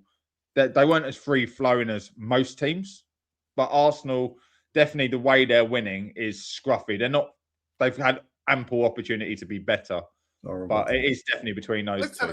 Listen, I don't mind winning scruffy in 5 or 6 games out of your Premier League winning. They've been doing it for 5 months now. 5 months they've been doing this scruffy shit. Yeah. and literally relying on it. And yesterday, there were 3 players who scored. All 3 players who scored were from Arsenal and set pieces. They were. Yeah, it was terrible. Guys, that is it for the Q&A. Trevor's got a couple of questions that me and Jarvis will answer tomorrow night, Trev. Trevor Yes. always Going back to Leicester. Leicester counter-attack team sat back and counter-attack. But they actually, when they needed to win a game, Mahrez or Brighton, they put balls in the box. Danny Drink. What's the Korean guy? Was it Japanese guys? Well, he came up with goals. They had so many different options to come off the bench. Don't forget, Big Harry popped a few in, didn't he? Big Harry, Harry, if you remember, though, one of the best players that season was Danny Drinkwater. And what happened to him was criminal, wasn't it, at Chelsea? Absolutely criminal. That is talking about going. Okay, there you go. Yeah. That's it. That's well. The devilish tacticos, they do it in seconds. Have you noticed? Who's that Japanese guy, Azaki? The knowledge in our chat, because it's done in literally seconds. They knew. Yeah. Guys, I wanna end the show on a high note and do 2 minutes of rewatching the winner from the yesterday's game, the Sesko header and the Bruno cross. I didn't get to do the match reaction with Noradin afterwards because you did it a little bit earlier. So Noradin, I will let you have the last say on the show and tell me what's your thoughts on the last goal. Yeah, I mean, it was fantastic in terms of the ball that came in. What I loved about it is that he realized that he had 3 headers before that, I think, or 3, and he realized that the goalkeeper Henderson was quite good positionally, and he just kept grabbing them or whatever. And he realized that the balls were, but this one, it's the way the ball comes in, and it's this movement that he gets, and it's almost like a bullet, like in terms of the movement, and then bang, the timing, and before you know it, he's not getting it. No keeper saving that, because it's the trajectory and the timing of the header and the direction and the force which he used. I think sometimes United players are putting in more loops. They put in a loop, so he has to generate power. I don't think he's got the neck muscles yet to be able to generate that power to get there in. But this one there came in at perfect pace, because this came out to Bruno, because he tried to put Cunha in, and the ball got cleared. He just took it out of his feet, whipped it in that angle, and it's almost kind of the defenders were there, and Sesko went, see you later, bang, like that, literally slapped it in. That's what he did. One of the greatest headers I've ever seen is a guy called Bierhoff. I've seen Bierhoff score from 18 yards with the header for AC Milan. He was unbelievable, German guy. Yeah. That showed me that kind of a punch. There is a certain time you think that's a punch. He punches it into the box. So yeah, he scored some incredible, diverse type of goals at United, and I think he can be taught as a killer instinct. By the way, Jarvis, he's a meditator. He meditates. He does meditate. Do you know the interesting thing about watching Bodo Glimt? No, the interesting thing about apparently and I've only noticed that today. Everything unconventional. Yeah, and I've only noticed that today in this clip. I didn't notice it last night, Jarvis. If he hadn't stopped, the ball would have been slightly behind him. And I never noticed that last night when we were talking about it. I've noticed it today. So his stutter, we talked about his stutter last night, Jarvis. It's his stutter and his stop, and then it gets it, because the ball would have been slightly, he'd have had to really have leant back if he carried on his little run. That's what makes it a brilliant goal. It would have been the same goal, Stu, that was slightly behind him. That's why I had to turn and swivel it against Fulham. That ball was slightly behind him. It was slightly behind him. That's why he had to stop and then bam, swivel. Yeah, he made a double run. He showed to go behind the defender, stopped and went in front of him, but he comes and meets the ball. So running towards the ball, that's what generates the power. He doesn't need to do anything. Just like you say, just put your forehead through it. But it's having momentum instead of just throwing the ball in, like you said, with a high arc and generate all the power. You've got to do all the work because Dallow's putting the ball in and it's going up to the far post or straight out for throwing on the other side of the pitch. Good goal. You know, it was all about the cross, really. The cross is what makes it. It's flat and the keeper can't come for it. He just gets across. As soon as the defender plants his feet, he whips in front of the defender and takes it. It's a good goal. I thought we were incredibly lucky. My sister went instead to the game, and I thought we were incredibly lucky. But we weren't winning without a red card. The first half performance shocked me. Diego Dalot back to his bozo moments. I counted he gave the ball away at least 6 times. I think Shaw did it 3 times. I think Kobbie did it twice. Maybe did it 4 times. Kobbie. What's that? 4 or 5 did it 4 times. Yeah, and he got bullied. Casemiro was doing it. Bruno was doing it. And yeah, there was no width. And obviously, we haven't got fullbacks that get up there. The way you unsettle a bit of a low block, especially when they're playing wing backs, is that you have to keep the width. And I thought that when Cunha went and had width, he had Munoz on toast. I think when he isolated Munoz, in the second half, he did. He got him on toast, but we didn't have enough width. I thought it was too narrow again. I saw same things, the patterns that I saw against West Ham and at times against Everton, and it was too congested. But I must say, second half, even before the red card, we came out with a bit more energy. We came out a bit more front foot. We were getting the ball forward quicker, and I thought that set the stone for the penalty to come. At the end of the day, Lacroix had a bozo moment, and I'm not. I have absolutely no qualms about it. Manchester United have got worse decisions than that. So for me, it's time. This is it. You lie, you know, in bed, you take your medicine. Absolutely. That's a wrap, guys. I think it's been a wonderful show. I'm pleased with this show. I think we covered a lot of ground when we talked about the VAR, the referee debate, and the Q&A was fantastic, and the midfielding debate was also a great one. So, guys, Stu and I, are we going live tomorrow? Be about 9ish. I'm playing 7 till 8. Okay. So we have to do the match reaction. No, the match preview. We've got to do the Newcastle preview. The preview. Yeah. So so it'll be about 9ish. Yeah. So guys, tune in tomorrow night around 9 p.m. You will see the Newcastle match preview, and you can also go subscribe to United Lens, Mark's channel. Most of you are subscribers there already, but if you're not, go check it out. It's a great channel. And also Noradin's channel, United Real Therapy. Fantastic channel. Protesting channel. Great footballing insights. And freedom of speech is in effect on that channel. You are allowed to say your opinion. So go check it out. United Real Therapy. Fantastic channel. I just did a show, half an hour show today. Obviously, I'm doing this Ramadan. I'm trying to do different times. So it's a half an hour show today about Carrick and the news that came out from Fabrizio Romano about Carrick. I think that was a club brief, and I think it's a way of drip feeding the decision they're going to make by giving Carrick the job. I really think that, and the way that he said the players are happy. I don't care if the players are happy or not. No, man. Well, happy on Molly. He also back this guy because Carrick can't do it alone. He cannot do it alone. He can't. And from everything that I see at this moment in time, we're winning. Because the performances have been shocking since there have been large parts of games where the performance has been shocking since Fulham. Agreed. Yeah. Now, can I say, actually, I just want to touch on that because I've got to bring it up in some of my shows. We've been crap since we've lost Dorgu in formation. Yeah. Our shape and structure has gone out the window without Dorgu, without an out left-sided player.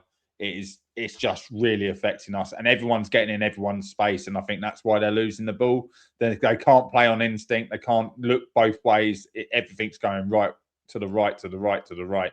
And when we got to recycle it, there was numerous times yesterday where you look left and they were like, "Fuck, no one's out there. I've got to keep the ball," and then they get tackled. So, and it's been very noticeable. So something's off. Yeah. 100%.